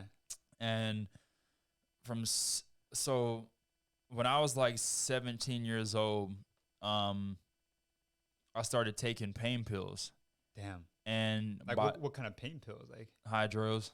Holy, I didn't even get to see, like no one even like shared drugs with me. Yeah, guess what? Yeah, I just look like I guess I look like God, yeah, you had an angel looking over you. You're fucking lucky. Because let me tell you, it's, dude, not like, show me a person that did drugs and didn't get hooked. Yeah, that's sure. few of, that's very few. Rare. You know what I'm saying? Out of 100 people doing drugs, there might be 5 of them that aren't drug addicts. Yeah. So the stuff so feels you're lucky, good, right? So you gotta, like, feels like, oh, I got that buzz, I got that next, I want it again. Fuck a buzz. You feel fucking on top of the world. Yeah. Like, so I was 17 and I started, and someone's like, oh, try these, tried it. I was like, oh, that feels pretty fucking awesome. And then I kept trying them, and before you know it, I was 19, working in a factory, and I was 100% hooked. Damn. I couldn't start my day without them. Yeah. Nor could I finish my day without. For sure. To get out of bed, I need them. It becomes like the new normal. To go to sleep, I need them. To work, I need them. And I was taking like 8 to 10 hydro 10s every day. Aren't those hard to get? Like, I don't know. No, people are just handing them out. No, they are extremely hard to get. But I had somebody in my family that had them. Gotcha. And they didn't even realize I was taking all of them at first. Because at first I was getting them and I was taking a few of them, and then I was selling most of them. And then it went from selling most to taking most, and then it went from taking most to taking all of them. Oh, damn. And just, so you're not even making money at that point. So, dude, it got to a point where from 19 to 20, I was fucking miserable. Oh, I was miserable. Every day it was just like, I fucking hated my life. You just think about the next one, right? I was just fucking hoping that I would die in a car wreck. Like, damn. Yeah, I hated life at that point, and I realized if I didn't stop doing drugs and figure something out, then I was gonna be screwed. So I realized, like, okay, fighting is the one thing that I'm interested in. Yeah. So I decided to start training. I started doing Taekwondo, and oh, nice, we're both Taekwondo guys. That's sick. Right. Yeah. So I started doing Taekwondo, and I was still doing the pills, here and there, trying to get off of them, and it took me a long time. I did them for like 7 years. What got you off? Shit. Just family? Fighting. Fighting. Yeah, just getting it. If not for fighting, dude, I would probably be dead. Yeah. Yeah, I would be dead. Cause like I was like, even having kids didn't even fucking matter enough. Yeah. Like Damn. every day I'd be thinking like, man, your kids, like you're not even gonna be able to take care of them because you're gonna die from this stuff. Yeah. It wasn't enough. Fighting was the one thing that made me it was the first thing that really made me like even cut back, like, you know what I'm saying, take less. For sure. And then it got to a point to where, you know, I got off of them, but if not for fighting, nah, I wouldn't have got off of them. I feel that, man. Like, you know, you got to fight a motherfucker. Like, you really want to try to take shit seriously. Yeah. You know, but dude, like my first 5 kickboxing matches, I was still taking them. Yeah, so you're getting hit hard. You're not Dude, performing the way you want to be. No, hell no. It was hard to even train. Yeah. Yeah, I was an idiot, but eventually I got off of them. So congratulations, you man. know, That's big. That's hard as hell. Even to this day, I have to, you know, be careful. I can't just think like I couldn't go to a party and someone try to hand me some pills and me think like, oh, just for tonight. Yeah, just tonight. Let's have fun. Nah, yeah, not gonna happen. Well, and then plus also, I took so many of them, like it's not even the same anymore. Like now, if I try to take something like that, it's gonna actually feel like I'm poisoned. Like it don't feel right. My body can't handle it anymore. So that helps too. Yeah. like if you try to smoke, like if you try to quit smoking cigarettes and every puff you take, you're like, yeah, you just want to throw up. Like, you know, like you can't do it anymore. So that helps out too. But yeah.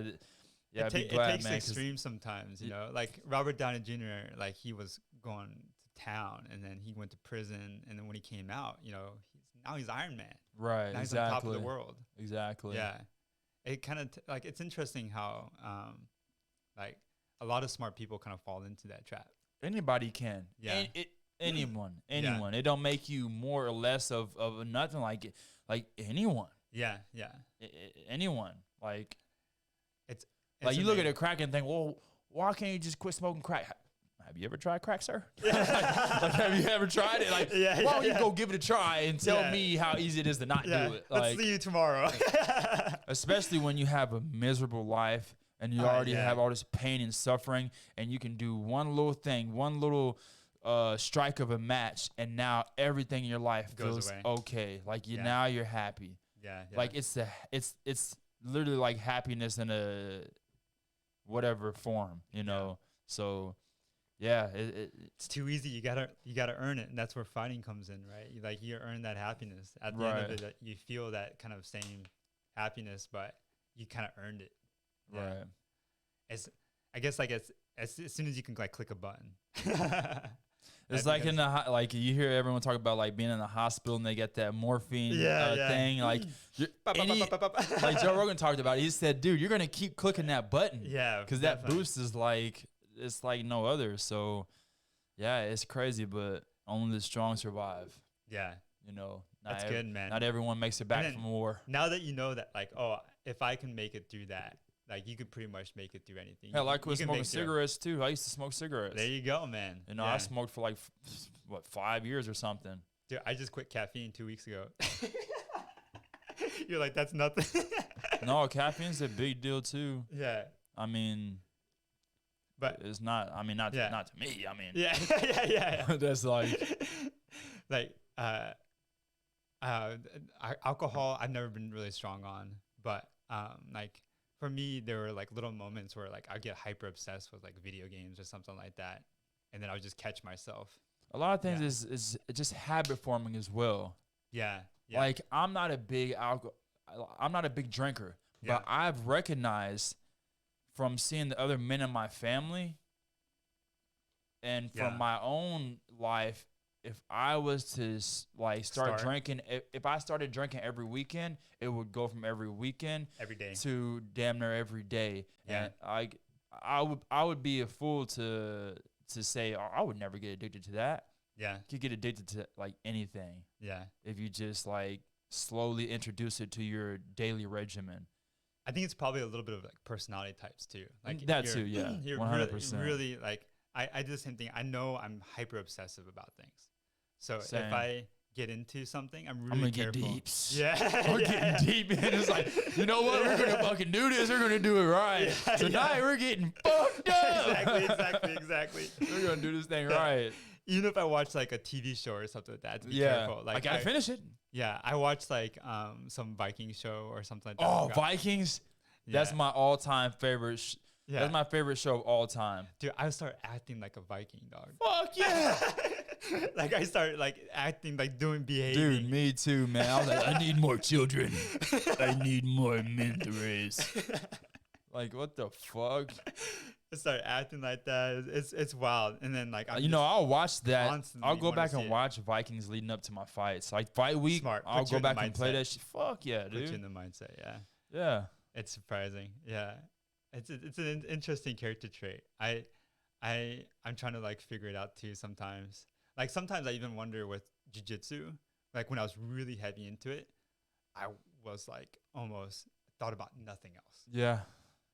Nothing else. So I have to kind of be careful about like, okay, I go to jiu-jitsu, I train, but like I leave jiu-jitsu, I watch like a few videos if on like a technique from that class, or if I get submitted some way, I'll watch a technique, but like I don't go down the rabbit hole. Right. Yeah. You looking at some shit you're never gonna even attempt on the mats. You know what I'm saying? Just like, whoa, this is fucking sick. It's like, hold on. I'm never gonna remember it either. Try that. Yeah, I'm never gonna remember it. They'll even tell you now this is very low percentage, but it looks so cool. It's like you want to try it out. Yeah.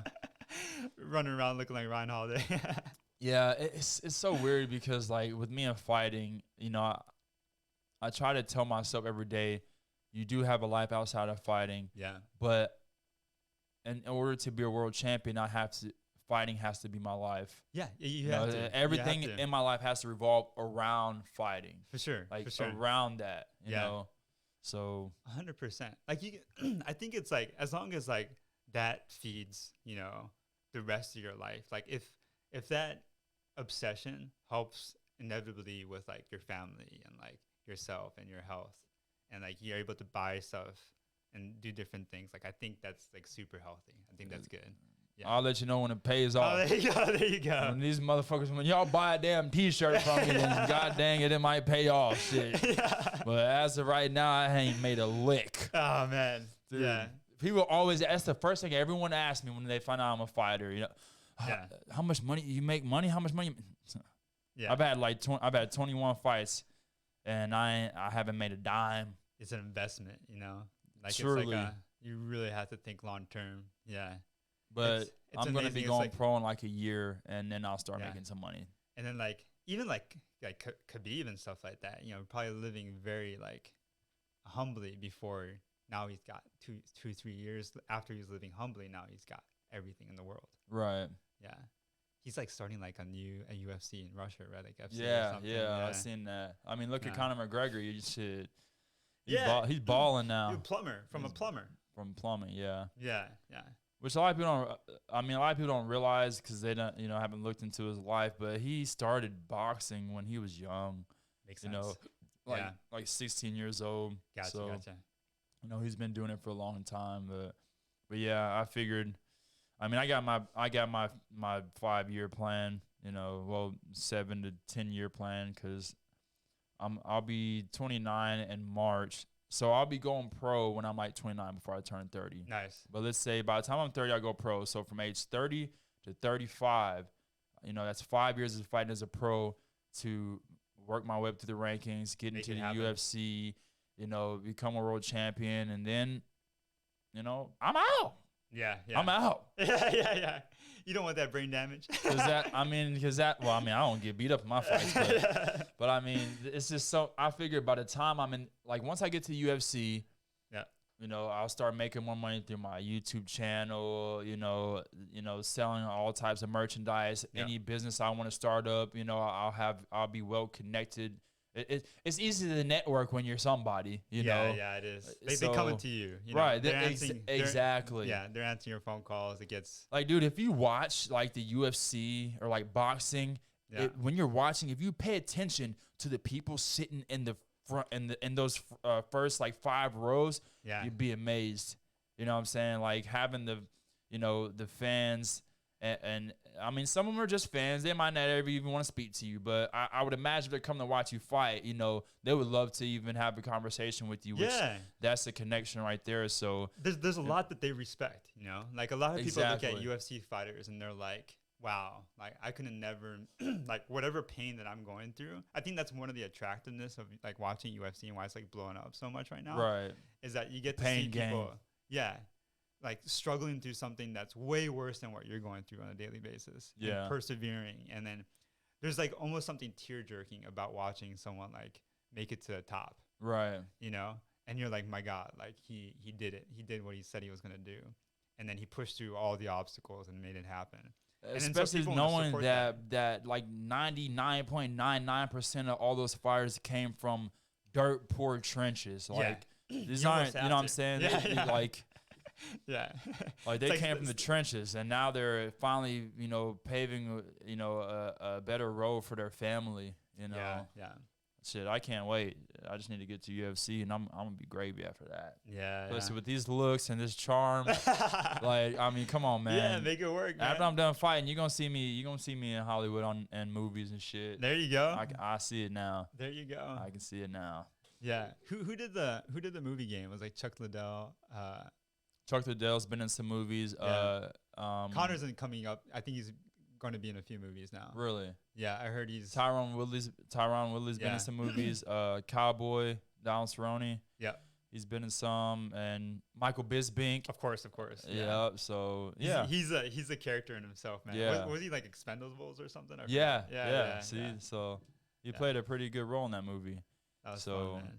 Yeah, once I get to UFC, man, it's gonna all be worth it, then, man. I can't wait. It's been a long road, and there's still plenty of years to come. So, but I'm enjoying it while, you know, I'm enjoying every day of it. And I mean, as you can see in the dojo, I try to, like, I'm there to learn. I'm there to learn, but I'm there to have fun too. Yeah, you know, it's for sure. You have to have fun on that journey, or else like you're never gonna make it. Right. You know, you can't sustain it. If like the people that go in there and just like really kind of beat themselves up every day about it.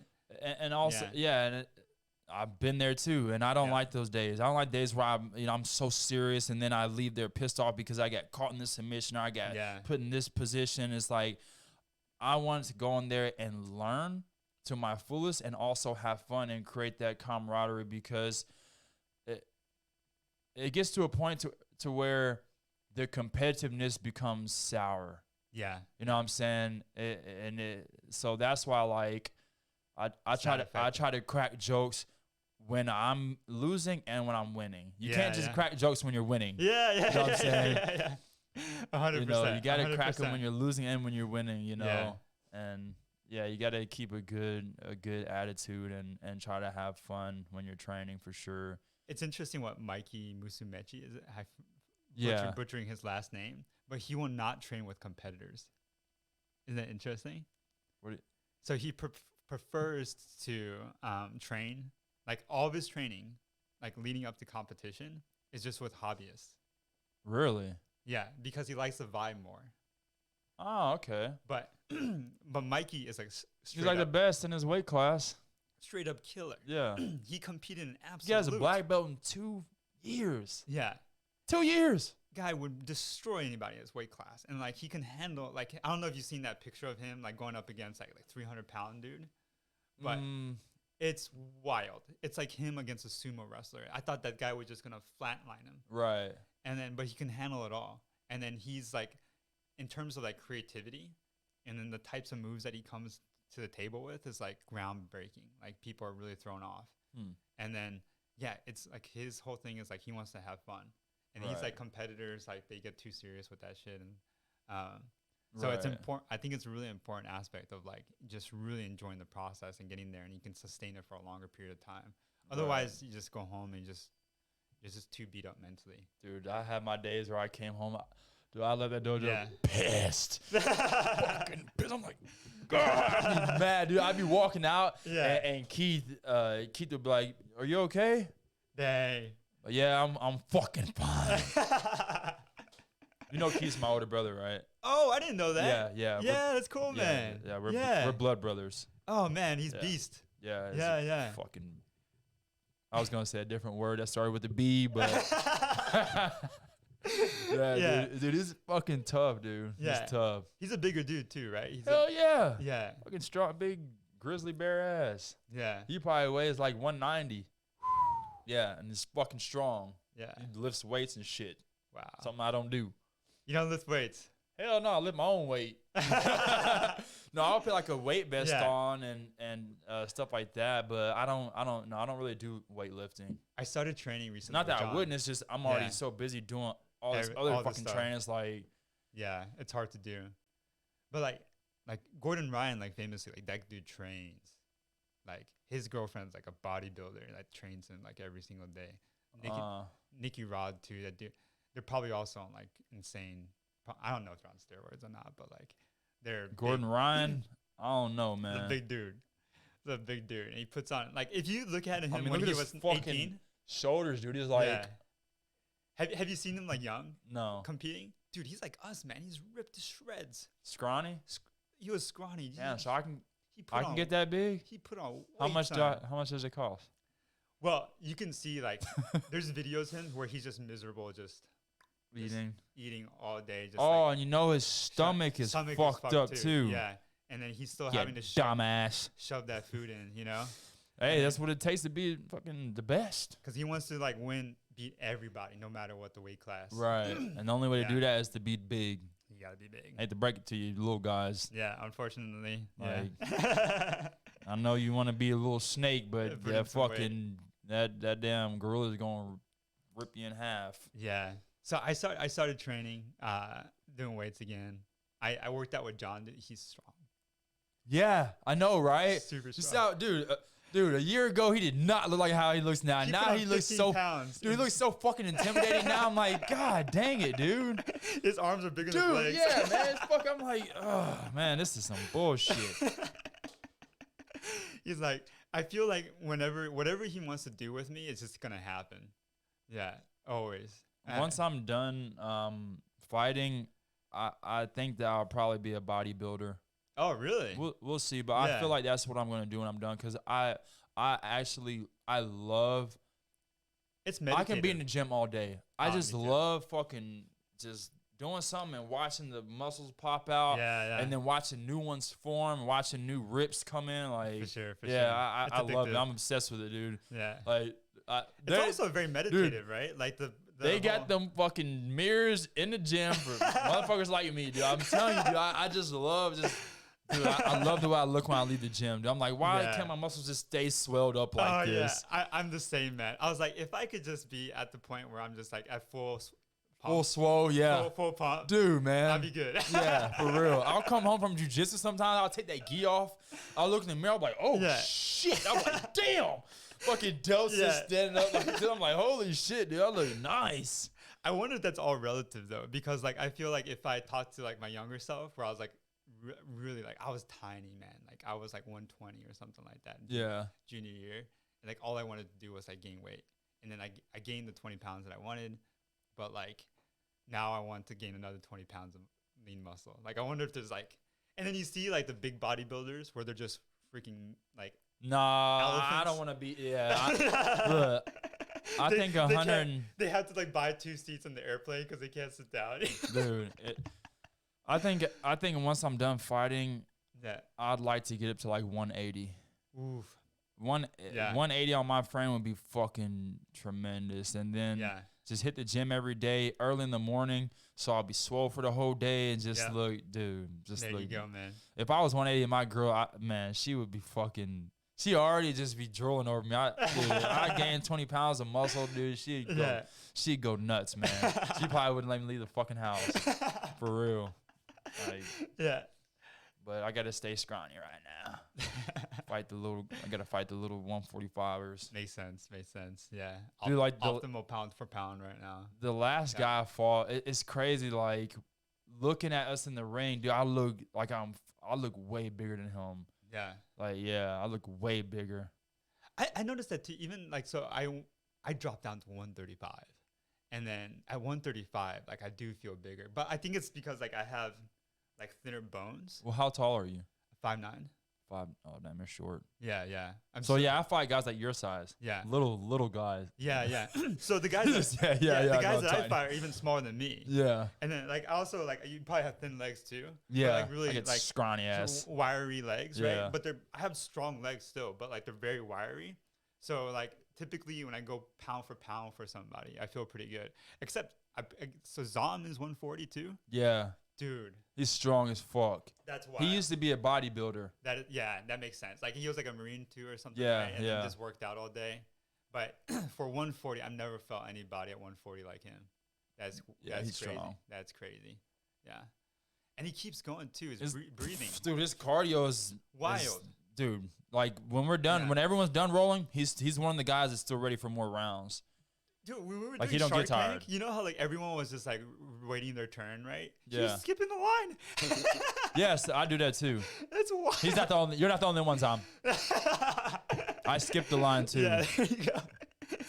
And then I guess like he's like nose breathing the entire time too. Like it's I work on. That's what I doesn't- do too. Nasal breathing. I need to like tape my mouth or something. I have bad allergies, so like I'm not the greatest Yeah, at that that. sucks. Yeah. But yeah, nasal breathing helps you not like. Yeah. You have to breathe slower in and out. So Was it like Israel Adesanya that like he does that entire fight, his last yeah, fight? He and didn't that's open his hard mouth to do. once. It's hard to Wild. do. Yeah. He does it, and so does Sean O'Malley. Yeah, two of the best strikers in the UFC. Yeah. The two best strikers in the UFC. Yeah. How is Sean doing now? He's he just had a fight, but it got stopped because he eye poked the guy. He accidentally poked him in the eye. It wasn't even really bad. It was barely like it wasn't like a deep eye poke. And the guy was like, I can't fight. I can't. Yeah. Didn't even wait. This is how you know the guy. Look, I thought this they is set how him you up, know. though. Sean was way better than that guy, right?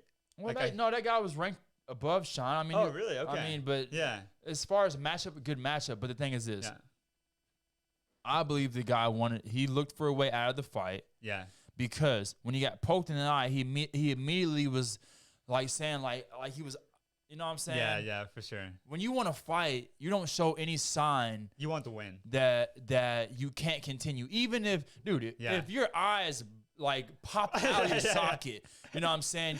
As a fighter that wants to Yeah. fight, you're still gonna try to be like, it's fine, put it back in. Yeah. GSP would be like back in there, no problem. He wouldn't be complaining. So I'm saying Yeah. when you get kicked in the groin, you don't fall to the ground like, oh, you have to make it seem like you're okay, but you still take your 5 minutes. He didn't like he looked for a way out of that fight Yeah. Yeah. because he felt the pressure. He felt like It wasn't looking good for he him. could at tell all. he was about to get sniped out of there. Yeah. You know, or he felt that pressure and he didn't want it. Because come on, man. To me, it felt like almost like an exhibition fight. Like almost like UFC values Sean as a brand so much that they wanted to like put on a show. No one expected that. Gotcha. That guy.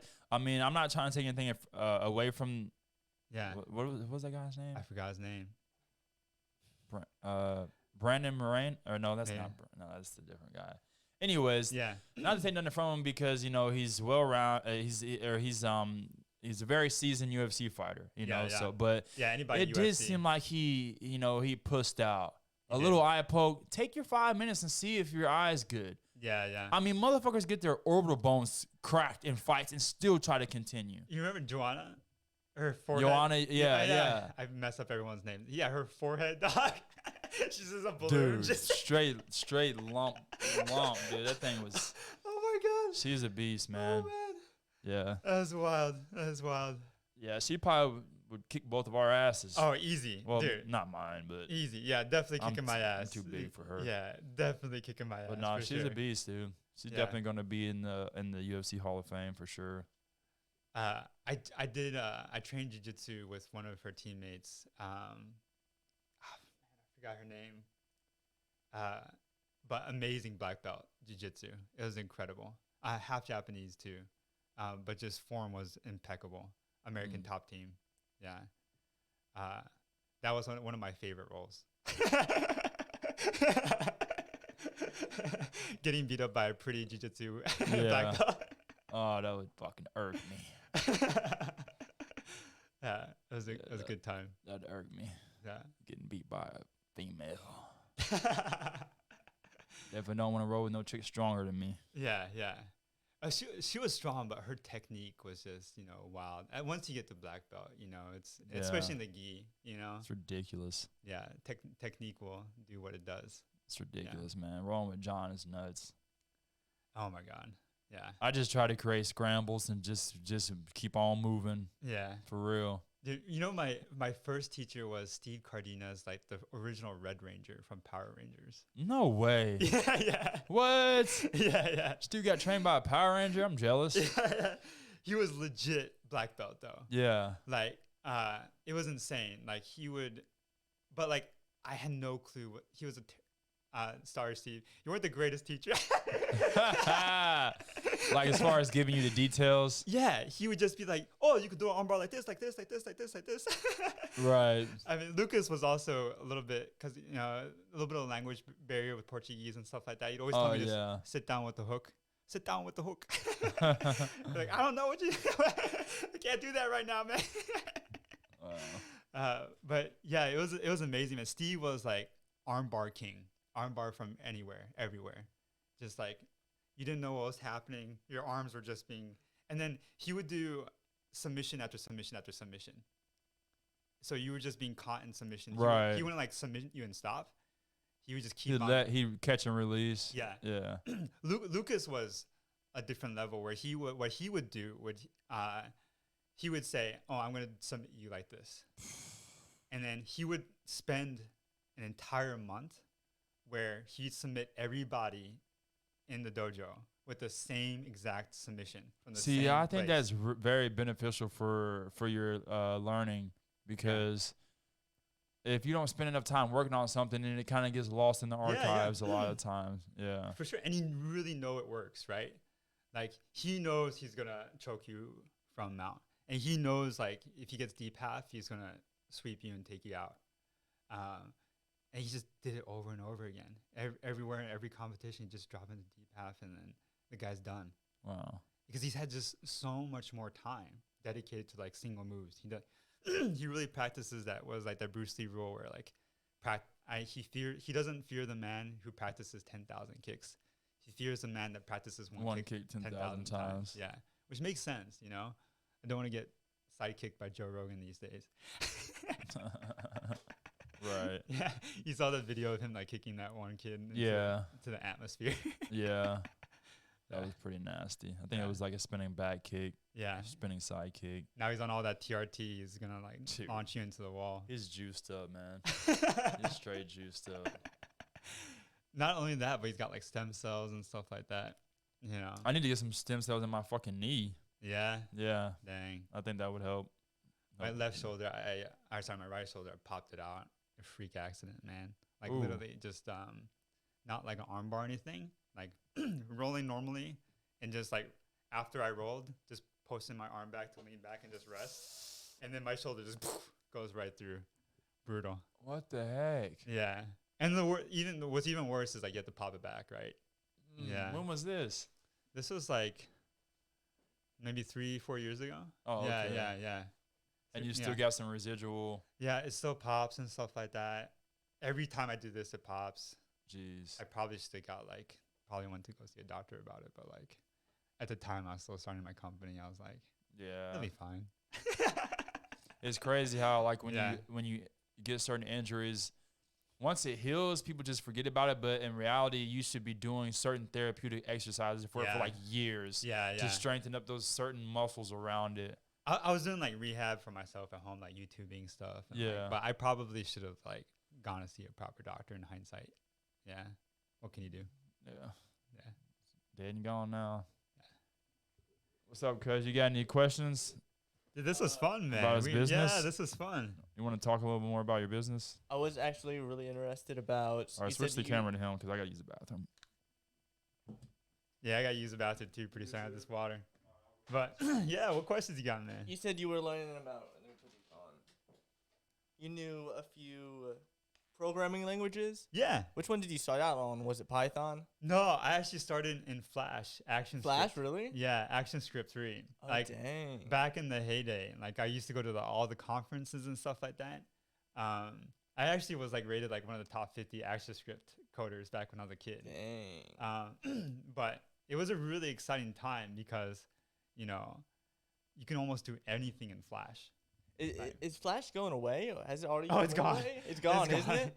It's gone. Like, essentially, I think you could probably, no one uses that anymore. Mm-hmm. I mean, you can export like animations and HTML and stuff like that from it now. Yeah. But yeah, Flash is gone, man. Which one do you say you're the most proficient in nowadays, or are you focused on other things? Yeah, JavaScript, so JavaScript. object-oriented programming, HTML, CSS, like the basics. Website ones, right? Website ones, Mhm. yeah. Just because like I have to do it so often. Yep. You know, with your marketing website and stuff like that. Yeah, just trying to get your SEO up or like trying to optimize imagery and different things like that. I have developers, so I work on the marketing website and stuff like that, just because like it's so close to what I do, but like sales and different things, and I'm always trying to optimize for certain weird things. But for our product, we're based in React, but all JavaScript based. Okay. Yeah. So I was trying to learn JavaScript, Python, C++, Yeah. C++, but man, that's like everyone says on the internet, it's like learning another language. It is. It Takes is. forever. Yeah, yeah. Just deep dive into JavaScript, man. JavaScript, you think? Yeah. Well, I was big into making video games when I was a kid, Ah, but sick. a lot of things didn't go as planned, so I couldn't really keep going. But I had a lot of fun. Dude, it's funny. I went to this place like cyber camps in Washington University to like study video game design and stuff like that.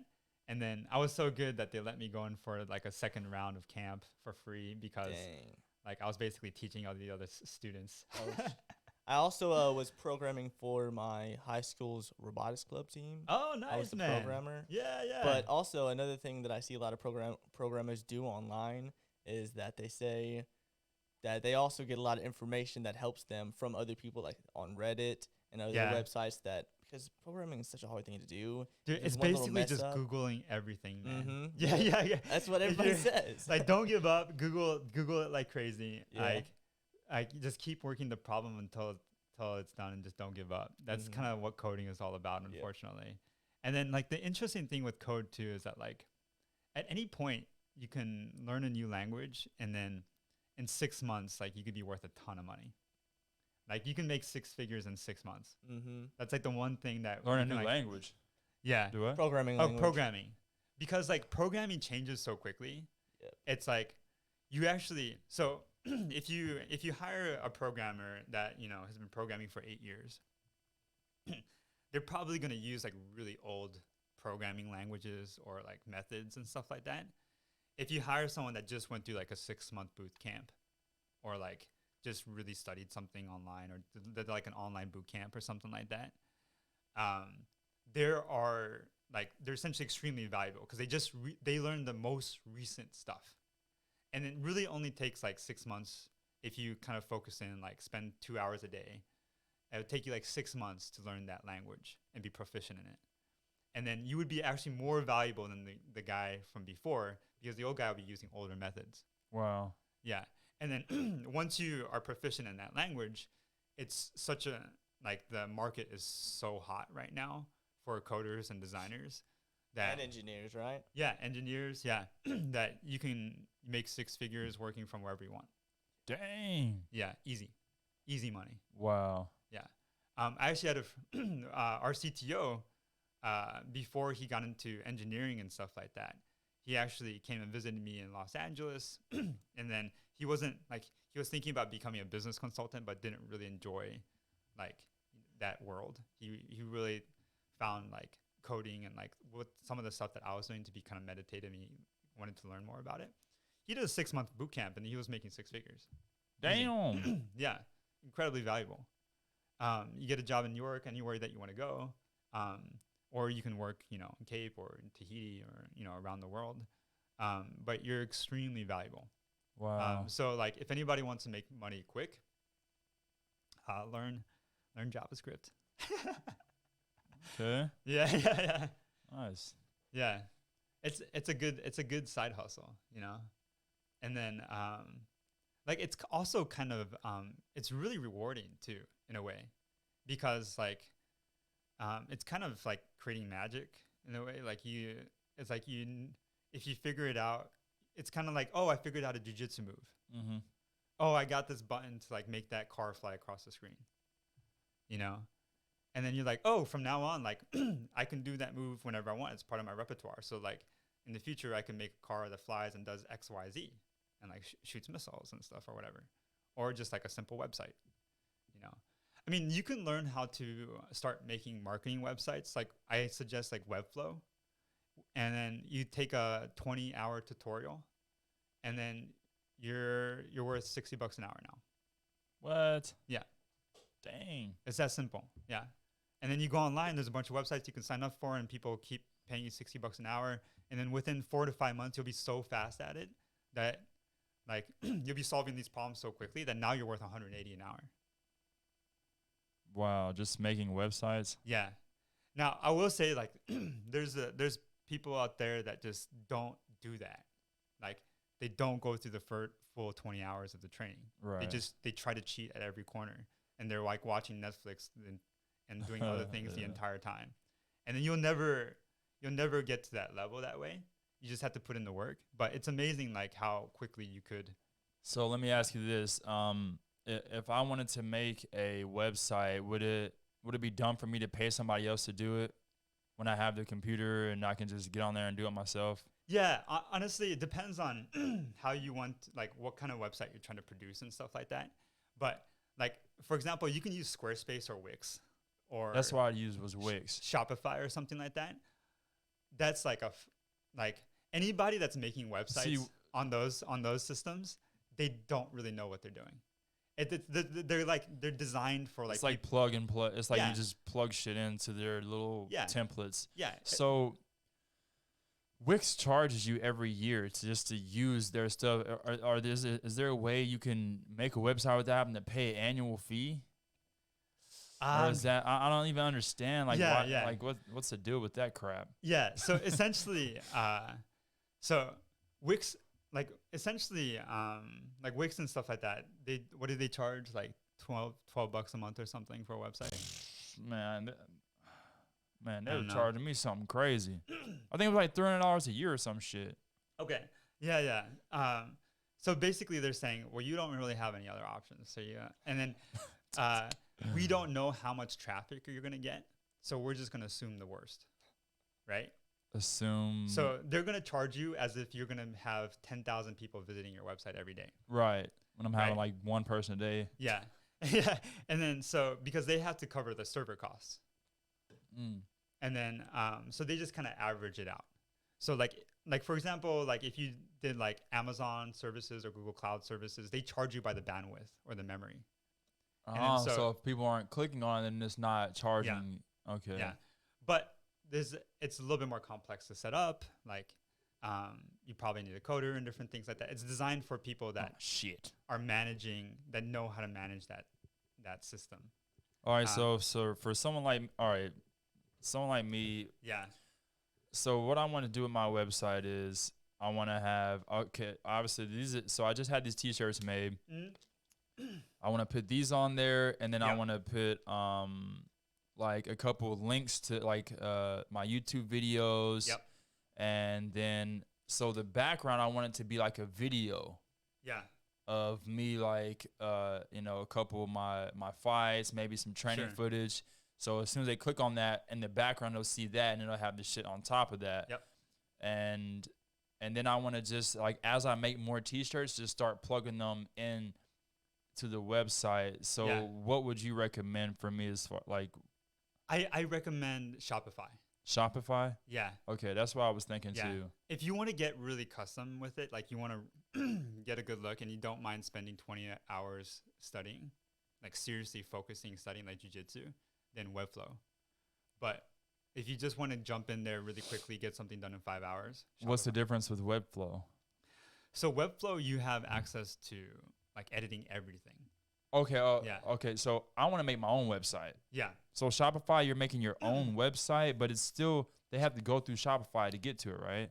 So Shopify, you essentially get a bunch of templates to choose from, and then you can go in there and change the code, or like you could code it from scratch, but that's honestly, like to put into perspective, all of those templates probably cost around $20,000 to produce. Jesus Christ. Yeah, and then probably took about 100 maybe 300 hours plus, maybe even more, maybe 500 hours. So you could create your own website, but you're going to have to dedicate the equivalent amount of hours. So like 400, 500 hours instead of 10 hours just starting from a template. Wow. And then the thing is that those templates are like, they're optimized, or they have SEO. They have a lot of things that you just wouldn't even consider to do. So if you never created a website before, I really suggest just starting with a template that's really close to what you want and just editing it. And then I'll hook you up if you need some help with that. Yeah. I do. Yeah. I'll help you like put the video in the background if you want to. But like Shopify is a lot more user friendly than like a Webflow. And like Squarespace is also very easy, but I'm going to suggest Shopify to you because it's e-commerce focused. Right. It'll help you with like the shipping and different things like that. It'll help. It simplifies payments. Right. They also have like a really good like knowledge base on like how to build your e-commerce business online. Okay. Yeah. Cool. And then so it's a big it's like they're a company that's doing pretty well. I think like Wix is kind of like the not even like the McDonald's. They're like the Wix is like the White Castle of web builders. Oh hell no. They're like if you were yeah. I need at least Olive Garden. Yeah, exactly.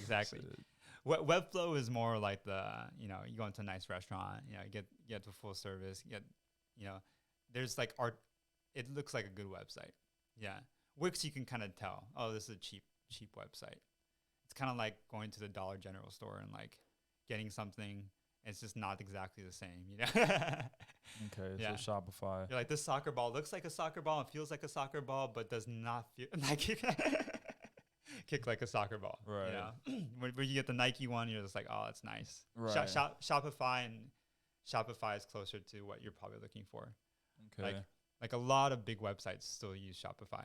So you can kind of grow with it too. So if it does turn into something bigger, you don't have to switch platforms. It's kind of pain in the butt. So Shopify is just like Wix is what you're saying. Yeah. But frankly, probably better for e-commerce. Okay, cool. Yeah. See, because I thought Shopify was like I was thinking it was like Amazon, like you just, but Yeah. like you have your own little page on there or something. I don't know. I didn't know nothing about. Yeah. No, it's all the same stuff. Okay. Like even Webflow, you have e-commerce capabilities and stuff like that. It's just like Wix is designed for people that just barely know how to use a computer. Okay. And like they're not gonna figure things out. Yeah, I'll figure shit out. They don't even know how to like Like edit their I'll Facebook. spend hours just Yeah. figuring shit out. Yeah, even this like you have to spend some time figuring it out, right? Yeah. And then Shopify is definitely like really e-commerce focused, and then they're basically optimized to help you sell stuff. And then Webflow is basically designed to really, it's more designer focused to like aesthetically get exactly what you want.